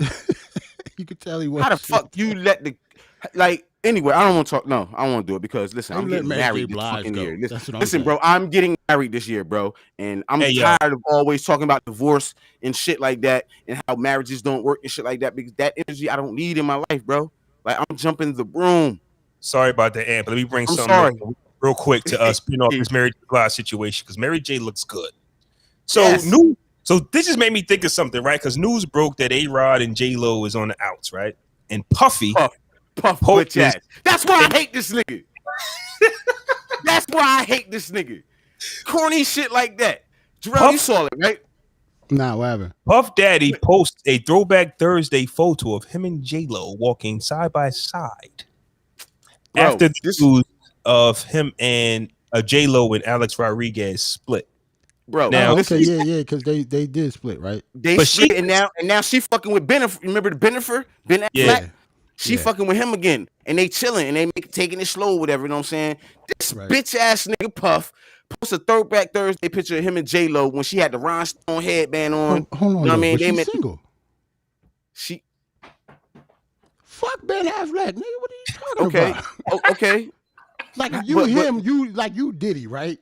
You saying like you try to respect Ben Affleck? What I'm saying is, my nigga, like, why is you posting pictures? Like, but look at it this way though. If I'm Puff, right? Like J-Lo just broke up with Alex Rodriguez. I'm a corny nigga and I want this nigga back. Okay. I get it. Gary Payton defense, nigga. Full press. The glove. You putting the glove, putting that Patrick Beverly on. Nigga, as soon as you bring the ball up, I mean your putting chest. That Patrick Beverly on, niggas. Right. I'm hand checking a bitch, man. Are you serious? But look, right? It's been wild, like 10 years or longer since that situation. Like almost 20 years, bro. Almost 20. It's been a very long time, and we know that Diddy misses her. I mean, she's the only one to get a song. I mean, they had to Girl Part 1 and 2. She got 3 songs. She got 3 songs. 1, 2, and I don't want to know. If I don't give a fuck what y'all say, I don't want to know. It's about Mario Winans, nigga. You think so? Did you see the listen, YouTube that video and look at the depression in that man's eyes when he's rapping, yo. Okay. Look at the heartache in that man's eyes when he's rapping his verse, nigga. Like that is a J-Lo song.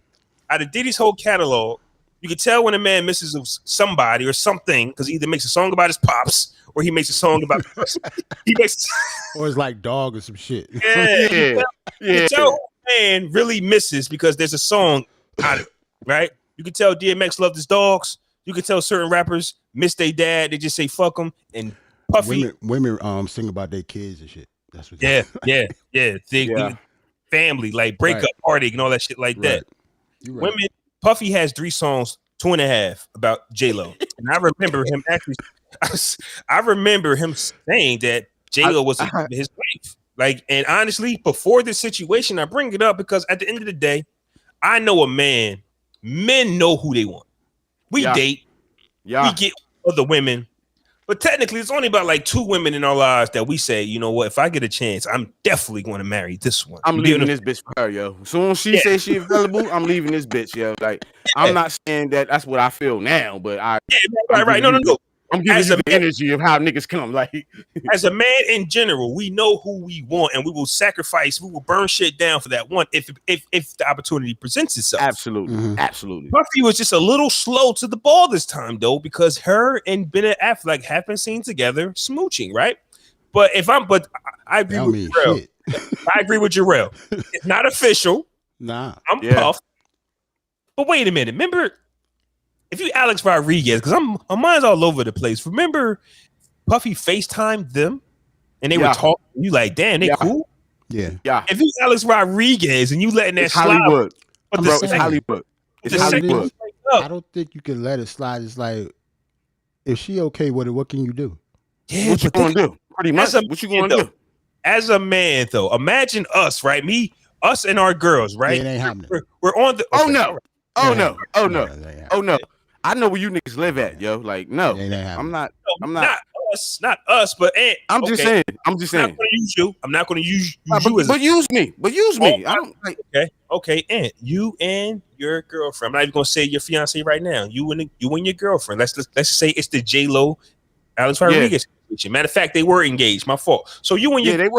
Fiance, you and your fiance is chilling, and she FaceTimes or he FaceTimes J-Lo, or she FaceTimes Puff, my ex, and you two are together. Hey, A-Rod, hey, Ant, here go my ex, Puff. Hey, what's up, Puff? Boom, boom. Now, First of all, that was never going down with the great one. That was never happening, bro. There was no way in world that I'm going to sit there and allow my fiance, the woman I'm about to marry, to be able to accept a FaceTime from any nigga that smashed or any nigga that's been in her life on some type of way. Look how it's men are. There's no way that's happening to me, bro. No, it's crazy. Like, how you gonna stop it? What you gonna do? I was thinking about that too, but that's still what we say. See,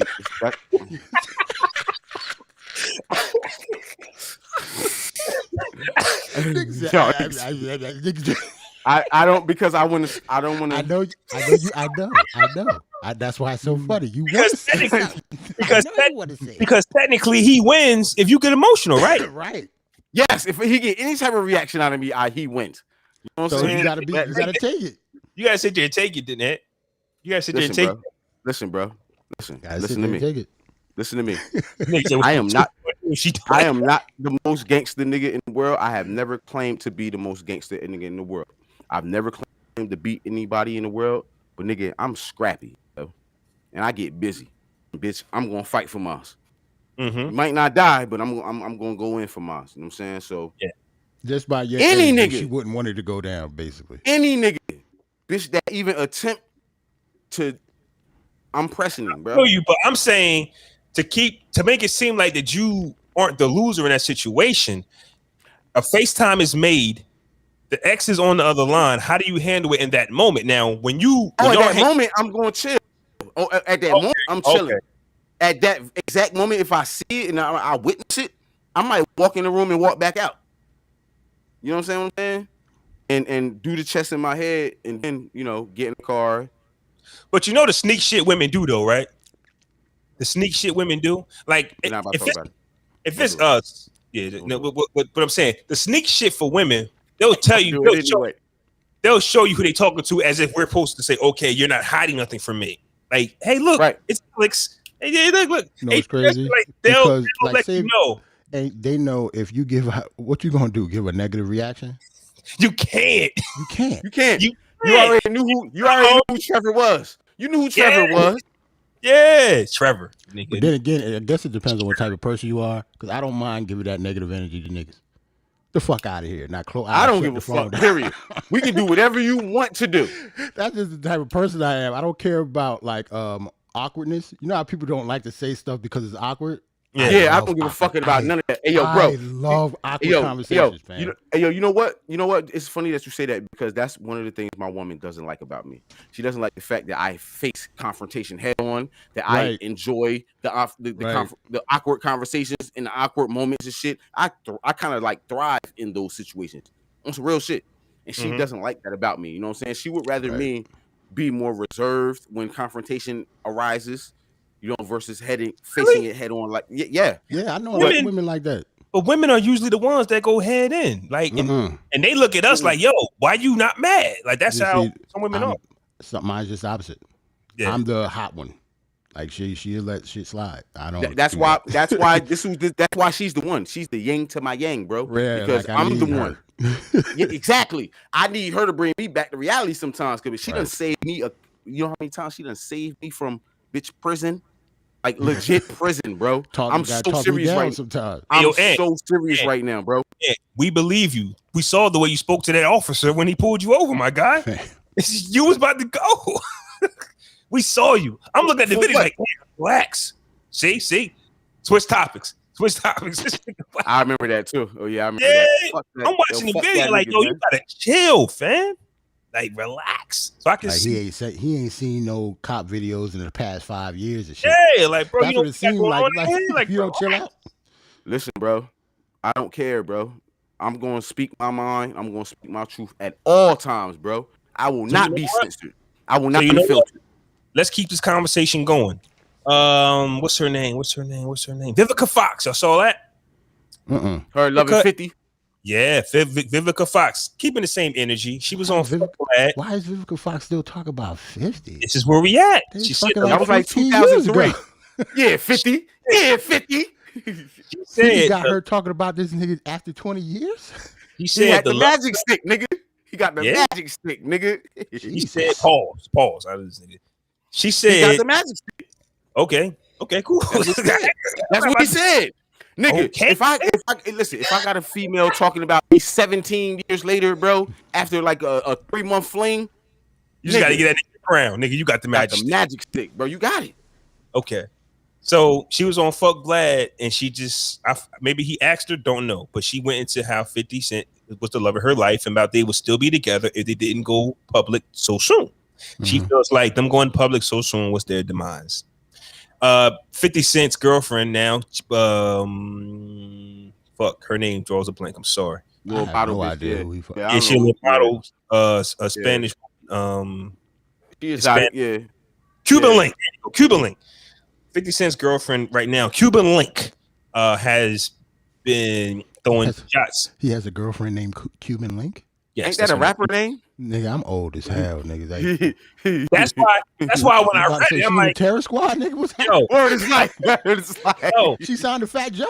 That's why when I was reading it, I'm like, yo, why does she got beef with Cuban Link? What the fuck you do to Cuban? What the fuck she do to Terror Squad? Where this nigga Cuban Link been? Like, yo, for one thing, Vivica Fox having beef with Cuban Link is why the fuck he beef with? But yeah, 50, random as hell. Yeah, 50's girlfriend name is Cuban Link, and Cuban Link has been chiming in, and they going back and forth. And Vivica Fox is like, I ain't worried about shit, man, boo boo, but you brought him up. That's crazy, bro. It's like, how do you handle? Like, I'm chilling.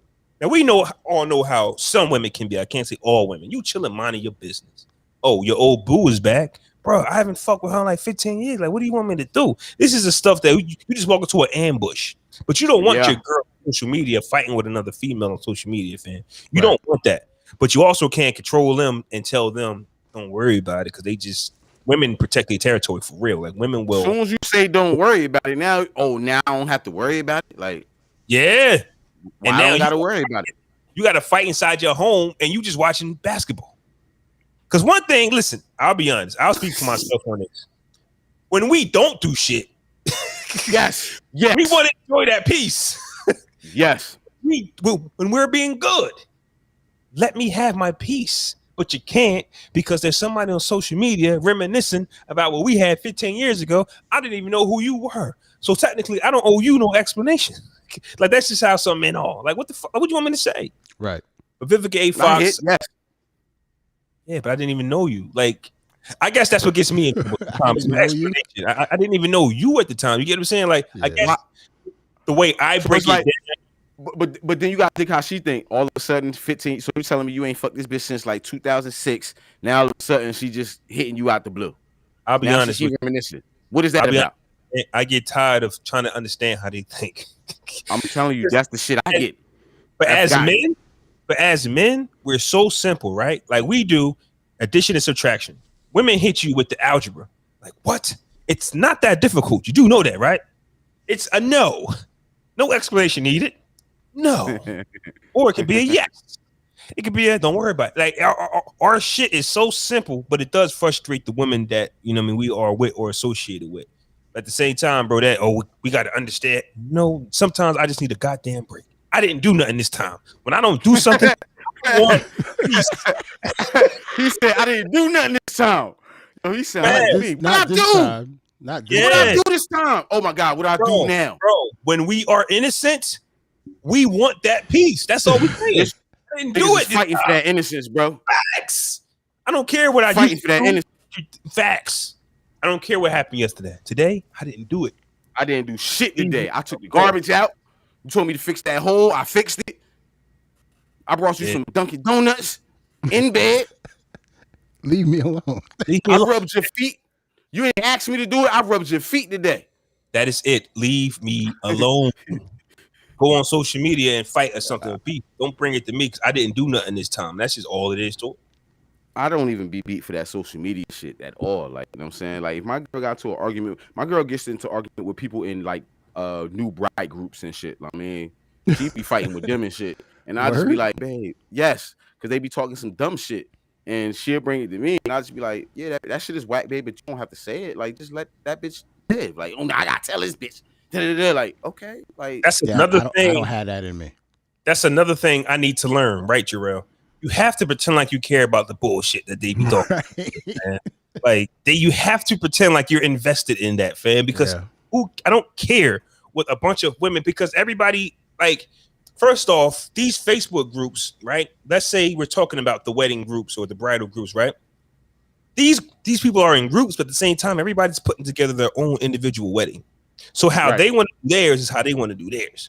Why are y'all beefing with each other about how you are actually going to do your wedding without them anyway? Because a motherfucker would be like, all right, so a chick would be like, yo, I got these color flowers coming down this way, and then, my fiance said, oh, nah, that's ugly. I'll do this. Shit. That bitch offended. Now that bitch get offended. Now she coming at my lady personally because she offended about how she said the owl gonna look. It's all petty shit. You feel what I'm saying? It be some petty shit. So now man, this bitch called this and that. Why? Oh, because I said her flowers look like this. Word? Fuck that bitch. Fuck her then. Whatever. Yeah. Like, bitch, I don't care. Like, what do you do? But to give that the energy though is just like crazy to me. Like, it is. Hey, look, yo, before we get out of here, I had one more topic I want to touch on real quick. Almost forgot this one. Bill Cosby was denied parole after refusing sex offender treatment program. Now, I don't want to touch on the sex offender program, but it got me to thinking. Would you register or admit to a crime you did not commit? You still got to register. If you do that shit, if you are convicted as a sex offender, you have to register. I'm talking about sex offender, but there's been other situations where you have to admit to the crime, where they feel like you're not remorseful enough or you're still denying that you murder. Bro, police be wanting to know why you did the crime, bro. You know what I'm saying? On the police level. When you get in that interrogation room, bro, they can have all the evidence they want on you and know you did the crime, bro. They trying to get the why out of you. So they take that shit to the DA so they can build a bigger case. You know what I'm saying? If you already convicted of the shit, whether you did it or not, why the fuck do they care about you confessing at that point? Is my question. Yeah. You know what I'm saying? You already convicted me. Bitch, I got all this time. Why do you care about if, me confessing to it or not now? So to piggyback off the Bill Cosby situation, honestly, people already see him as a sex offender. Yeah. So if you can come home by registering for this program and see he's of age, right? And he feared of dying in prison. But if you can come home and people already think you're a sex offender, bro, I mean, at the end of the day, you taking that program or not, it's not going to change some people's thoughts of you. You're right. And so there's some people who know. Good. No, I was going to say that there's some people who also know that you're going to take this program just to get out. So you're not going to win any new fans either way you go because people look at you. So it might just be a self-pride thing. I'm not going to go to this program because I didn't do nothing wrong. Bill Cosby is like 80 years old. You know what I mean? I don't believe he's in Oz right now. Like, this nigga is not in the worst. He's not in Leavenworth nowhere. You know what I'm saying? He's chilling. He probably in the medical waters prison playing dominoes all day with some niggas. You know what I'm saying? Like, so it's not gonna be no different when he come home. He old. This nigga is going to a medical facility somewhere if he's not gonna be in his crib. Right, So- because if he comes home, he's going to an old folks' home probably. Like, what's Or the he Right. or he's gonna go home and get waited on hand and foot, and it's gonna be the same as if he was in prison. So no, I'm not saying nothing. No, I'm not telling y'all niggas. No, they want the satisfaction, bro, of to put that out. That's all they want. I'm telling you, bro. They want the satisfaction of him saying himself that he did these things. Because how does that become public anyway? To be honest, in the list or no. The fact that that story came out that he turned it down. So That's not even public. That's not even public record type shit. Like, how did that even come out? okay, yeah. You know what I'm saying? From a prison, you're not supposed to know Right. that. But you know, we don't. It's Bill Cosby, bro. Yeah, It's well, last money time to we be heard made off of him. such and such didn't get parole because of this and this. They didn't. But do it's this Bill and this, right? Cosby though, bro. It's Bill That's Cosby. true. I Right. guarantee you, one of those CEOs leaked some information to like an Inquisitor or some shit like that, or a New York Post or some shit like that. That's how these things happen. You know what I But mean? you're right, because I only know these things based off movies you see, where you get up for parole and they talk to you and they say, well, you don't seem remorseful, or since you don't want to admit the crime, we're going to not let you go. So I was thinking that it was one of those situations. Other than that, no, I would not know. Like Jerrell saying, we don't know about how these parole hearings go. How would we know unless don't, somebody right. who's in the inside leaked the information, bro? So That's I guess real it's shit. So I guess it's about the age, because if I'm a 30-something-year-old man such as myself, and I'm not going to attach myself to sexual offender, Crimes but and shit. Yeah. sexual crimes, but I'll say if there was like something else that was happening and I was innocent, but it meant my freedom and I could still come home at my age, and I would just have to take anger management class so I won't allegedly kill nobody again, even though I've been telling you I haven't. That just might be something that I might consider. You get what I'm saying? Like, that won't be a quick no for me. However, if you know you didn't do a crime though, bro, like you know you didn't do it. It's been brothers that sat in jail for 20-something years, 30 years, who's probably been presented with the same situation that you're talking about, who didn't say that And they did it. You know what I mean? Does It's it been matter proven what the crime that they is? didn't do it. Flaw, Yeah, and it's been years later that he didn't do it. Would it matter what the crime is? Like, say if it was something crazy like child rape or something like that, you're admitting it to get out earlier. Well, I didn't want to use the sexual assault situation, but if I was to be accused of that and I'm in jail, right? To me, I just think that there's people who think you did it already, and then you got your family and friends who, no matter what happens, we don't care. We want to see you home. So me taking it or not taking it would just be for me personally, because when I come home, I'm still him. Because you got to live with that. You have to live with that decision. Yeah. You know what I'm saying? Like, the public, like you said, going to believe what they want to believe. You know what I mean? Yeah. People who looking at the story from the outside going to believe what they believe. You know what I'm saying? But you as a man have to live with, you confess to something that you didn't do. And now you got to live with the stigma of everything that come along with that. The register as a sex offender, niggas don't want to come trick or treat at your house. You know what I'm saying? Like, I'm just saying. You know what I mean? Like, no trick or treaters, you probably can't get your kid. There's a lot. Niggas looking at you weird in the grocery store because you still live in the community. You can't really do shit. You're gonna have an insulated life. You know what I mean? You're not gonna want to go outside and niggas threatening you, knowing you got off from a crime that you did something crazy. But I think the year 2021 makes it easier, fam. Like, if I came home and I'm a registered sex offender in New Jersey, I'm going to be dating women in Texas. They don't know me. We in the cancel culture right now, bro. You're gonna get canceled. Who am I? A celebrity or just a regular Joe Schmo? If I'm a regular Joe Schmo's, everybody gets canceled. Regular. Yeah, you can't cancel me. How you don't cancel me? You don't even know. Who don't know? I'm registered on watchdog.org, bitch. Like, I know who the sex offenders is in my community. Yeah, but you know what I'm saying? I guess we're saying that the people that you know, you can't cancel them. What are you canceling? Yeah, what are you canceling? You're not canceling. We canceling everything about your life, nigga. You can't come outside no more. Yeah, all right. Yeah, all right. Yeah, all right. You gonna get so you don't think, okay, put it like this, right? Let's just say you in a high profile situation with some sex offense type shit, and you come home on that shit back to Trenton, bro. You think niggas gonna let you live? Yeah. You think you still gonna be able to? You think you still gonna be able to go to? No. Yeah. I think it happens all the time. There's sex offenders walking around community all the time. I think that sex offenders still get get hands put on them, type shit. You know what I'm saying, like, man, I don't think niggas. This young niggas don't do anything. community that we have. When they get home, fam. Like, I don't. People do not. That's This is fact, not the yo. 80s and the 90s anymore. Like That is nothing a happened. super Nothing fact. happened to George Zimmerman. Nothing is going to happen to a child rapist when he gets home anymore. Stuff Nah, like that that's- doesn't happen that's- anymore. That's a super Only fact. thing they'll give you is the alert that somebody lives around the Yeah, corner. You're not about that's to go it. look for them. You're just going to, you know what I'm saying? I get those alerts, like, depending on what app you got, it'll tell you where they live, like, where they at, or the radius that they're in. So my thing is, like, as a community, we don't care if the registered sex offender is moving down the street from us? Yeah, Like, I you want him care, up outta but here. you can't I got do kids. anything. I want him up Yeah. out of here. We care, Yes, but we can. We can't do shit. No. Yes, we can.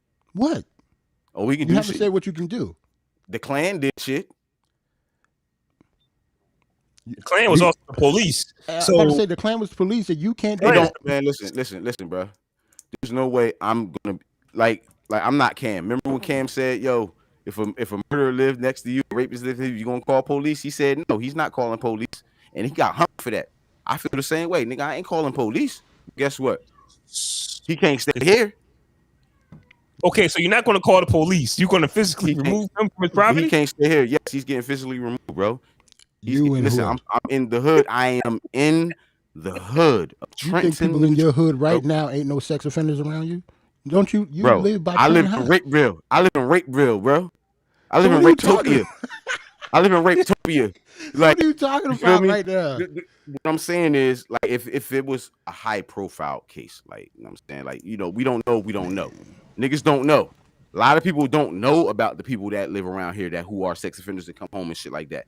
If it's a That's true. situation where everybody knows, it'll be difficult for that person to come back to Man, the community as well. I think what I see exactly what you saying, and I feel exactly where you're coming from. I think most people will be way less pussy than you. Well, more pussy than you, I should say. If that makes sense, people will be way more pussy. Like I I'm get saying, it. George I get what you're Zimmerman saying, bro. is walking around chilling Yeah. right now. This nigga was selling pictures of like this nigga Trayvon with Skittles in his hand. He painted a portrait of that. So to me, until something happens to him publicly, everybody good. The street is I dead. want- nigga. It won't if I go was- because the And if person. I was a sex offender, I'd be like Jerrell. Oh, you niggas coming to my crib, but Zimmerman still walking? Right. I'm spitting Dang. those So bars. how pussy is you? Like, All look, those bars, I'm getting all these bars out, man. Like niggas is not the same. This is not the 80s or the 90s anymore. Nah, I Niggas is get it pussy out though, here. bro. until you And niggas get that's- Zimmerman, let me live. Until you get Zimmerman, know. don't tell me nothing. I'll be able to do whatever I want until he dies. I should. He shot a kid. He killed a kid in the street, like Wow. for no reason. Like Because niggas he letting got him walk. fucked up. Because he followed niggas and got Right. fucked up for following So niggas. if you letting he him shot walk, that boy. if you letting him walk, I don't want to hear no street shit from you. Nothing. And that's Nothing the at all. problem. And that's the Nothing. problem with our community, bro. You know, we stand on these morals and principles, but you know, back in the days, we was willing to die for those principles. Right. Not anymore. It's We're not the same willing to anymore. die for that shit no more. You know what I'm Oh, saying? and But we have to pick a struggle though, Ant, because our generation, we want to raise our kids. Right. So at the same we want time, to be there. We want to be there. we chose to be fathers because honestly, I live with that. Any wrong mistake I make today can take me away from my family. Right. Take me Right. away from the business that I'm trying to create from them. Right, Any bro. wrong moves, I have to think because I don't want to go to prison. I don't want to go to jail. I think prison and slavery are the same things. Like if you're going to put me there, you get what I'm saying, then I'll be miserable in there just because I connect them. Like they want us all in shackles to me. And a one false move, not even on my own, just one false move, being in the wrong area, I look like somebody. Me being that decide your whole life, bro. Word is life. That's a everything. Fact, bro. That's That's why a when I fact, go to bro. bed and I wake up and me and my kids are still healthy, it's a blessed day for me because tomorrow, fellas, I could be out of here. Any of us can be out of here, and that's nuts. And that only happens to black men. Black Well, you people. got so now, okay.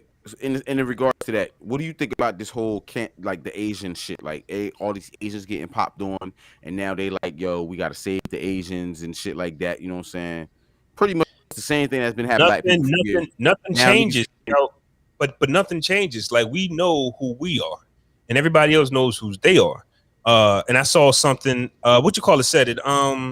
What's your guy name? Forgot. I'm going blank. But just like he said, the Asians never had to march. They never had to do anything to get a bill passed for them. We got to go through all this funky stuff just to get a bill suggested. You know what I'm saying? And then, you know what I mean, talked about. So at the end of the day, and I don't care what other race or what other nationality you are.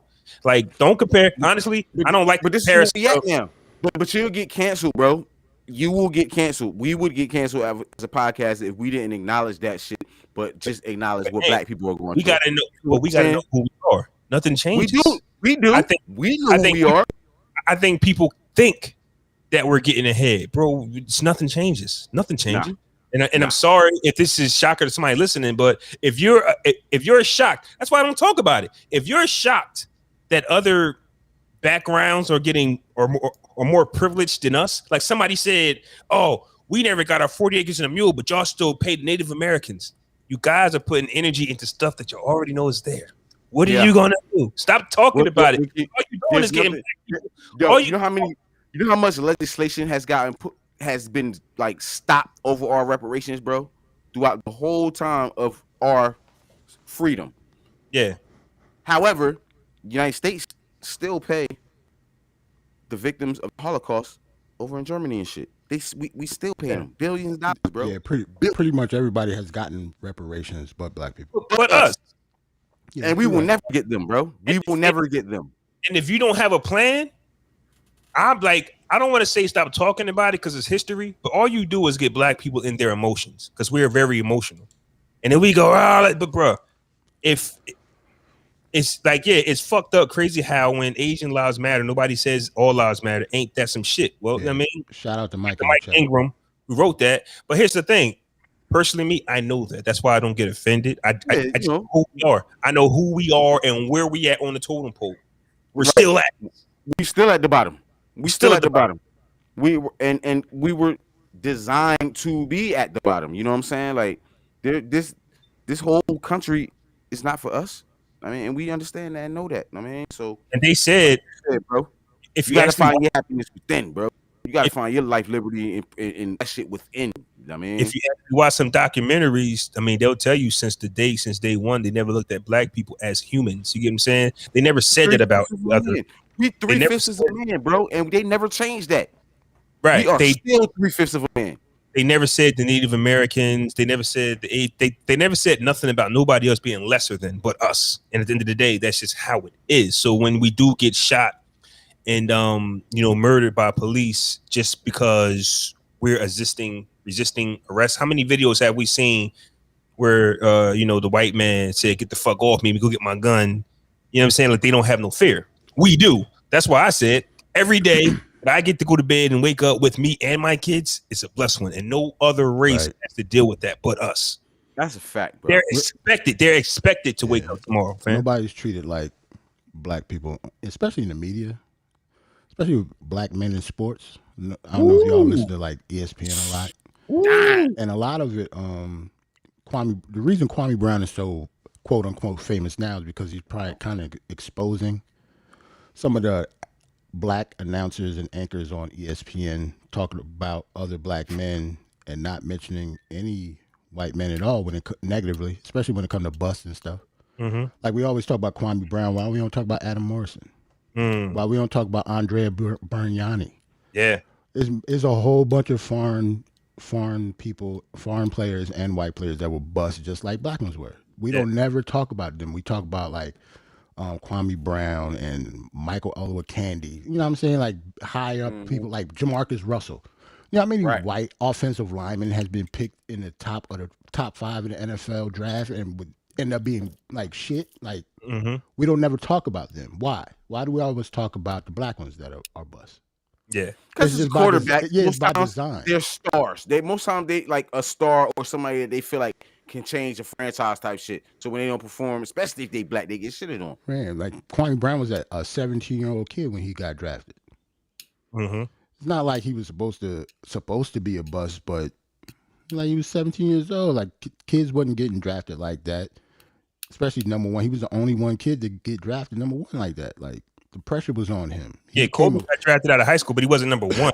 No, he was like number 13. Yeah, Kevin Garnett was like top, like I think 9 or some shit like that. Like nobody got picked as high as Kwame Brown. People call him a bust because of that. That's crazy. Those other players were allowed to grow up in the system. Develop. Yes. Yeah, Kwame was supposed to save the Washington Wizards bullets immediately at 17. Right. Meanwhile, you got grown ass 35-year-old men on his team. And remember, Michael Jordan was on that team. He did not want Kwame Brown, fam. Okay, so the whole thing was Jordan drafted him. Jordan didn't draft him? No, because remember Jordan was playing. And he had to sell his spot that he was like president or something. So in order for him, he had to get rid of his position. Correct. Right. So he was playing for the Wizards, remember? That's the year that they drafted Kwame Brown #1. So imagine if the type of person Michael Jordan is, right? And you drafted a 17-year-old kid. He don't want him on that team. Like, what are you doing? Like, it was other proven players, not named Kwame Brown, that actually played college that did pretty well. And people talk about how he was a bunch of stuff. That nigga lasted like 12 years in the league.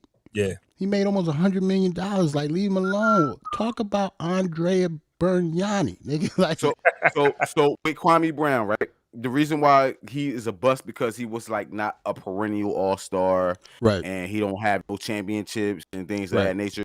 That's he was a marginal player being picked #1.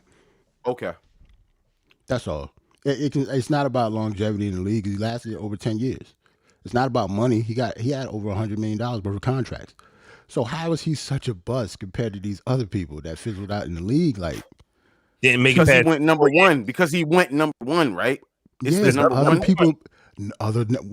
Remember Sam Bowie? Sam Bowie, right? Sam Bowie was picked #2 in Who front went of #1 over Jordan? Hakeem Olajuwon. That made sense. Oh, that's the dream. That's sorry, yeah. So he was the best player. He's the best player in college basketball that year. So it made sense for him to be. Right. But we're talking about like other races, other nationalities that went on, and they never bashed them for being a bust. Okay. They just talk about the black athletes that you're a bust. Like for every black quarterback that was a bust, there's always a Ryan Leaf out there. Like I know all these white dudes been bust. They've been shitting on what's his name, RG3 for years. A Heath Schuler, a Ty Detmer. It's white quarterbacks that been picked in the top 5 of the first round and end up being garbage. You just don't never talk about Ty Detmer, yo. I remember he was like one of the first quarterbacks that went 2 Heismans, got to the league and did nothing. He was a backup for all of his life. And nobody said anything. Yep.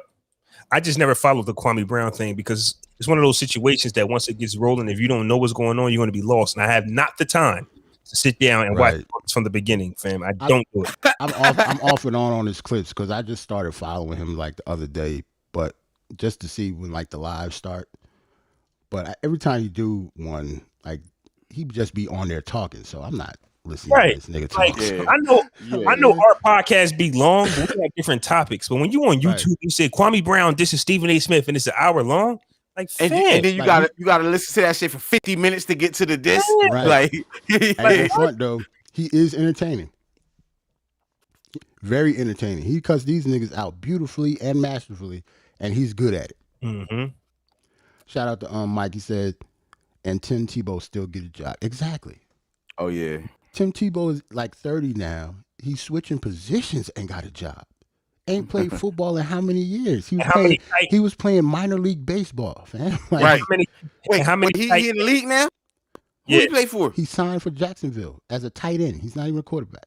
And how many tight ends are free agents right now who are more active than he is at that position? I ain't seen Tim Tebow catch a cold since he been in the league. Nigga. He's playing tight end, man. Like, that's and he's crazy. just doing that because it's who you know. His college coach is the new coach of Jacksonville, so he gave him a job. But he's still a marginal bust that nobody talks about. Negatively, I should say. He beat the Steelers in the playoffs. Right, and then got his job took the same offseason. He never touched the field again as a quarterback after he beat the Steelers. Where is Bond? Like I understand he beat the Steelers. The Steelers it just won their day that day. Yeah. And he won off one play in overtime. Right. The first play in overtime he won. The first play in overtime. I remember. First play. I watched it. I watched it. And if we remember, overtime rules have since changed. Right. Word so is he like, might not even. But they scored a touchdown, bro. They scored a touchdown, so it was over. It would have been over? I thought you still get a chance to score. It has to be a field goal, though, right? Field goal. Yeah, it has to be a field goal. You kick a field goal, the other team get the tie or, score They on get you. a chance to. They get a possession Right. if you score a field goal. Or you ready to get up out of here? I got my song. I'm ready to play. Yeah, man. Shout out to everybody that was in the chat. Mike came super late. Talk about he didn't see the link, nigga. You missed the dope pod, bro. Yeah, especially on YouTube, Mike. If you go on YouTube, and I think if you hit the bell, it'll give you a notification every time I schedule the live. I usually schedule it like an hour before we get on, and it's usually Wednesdays at 6 and Sundays at 1. So shout out to everybody. I'm unavailable this Wednesday, so I mean. Yeah, shout out to Peaches. Shout out to Roland. He came through. Shout out to Mike. Peaches said Got have the a red good light holiday. special this Wednesday. Have a good holiday, Peaches. I hope you got the day off tomorrow too. Yo, it's Peace. still raining. I'm trying to crank the grill up, bro. Damn. Heavy. Ain't no grilling going out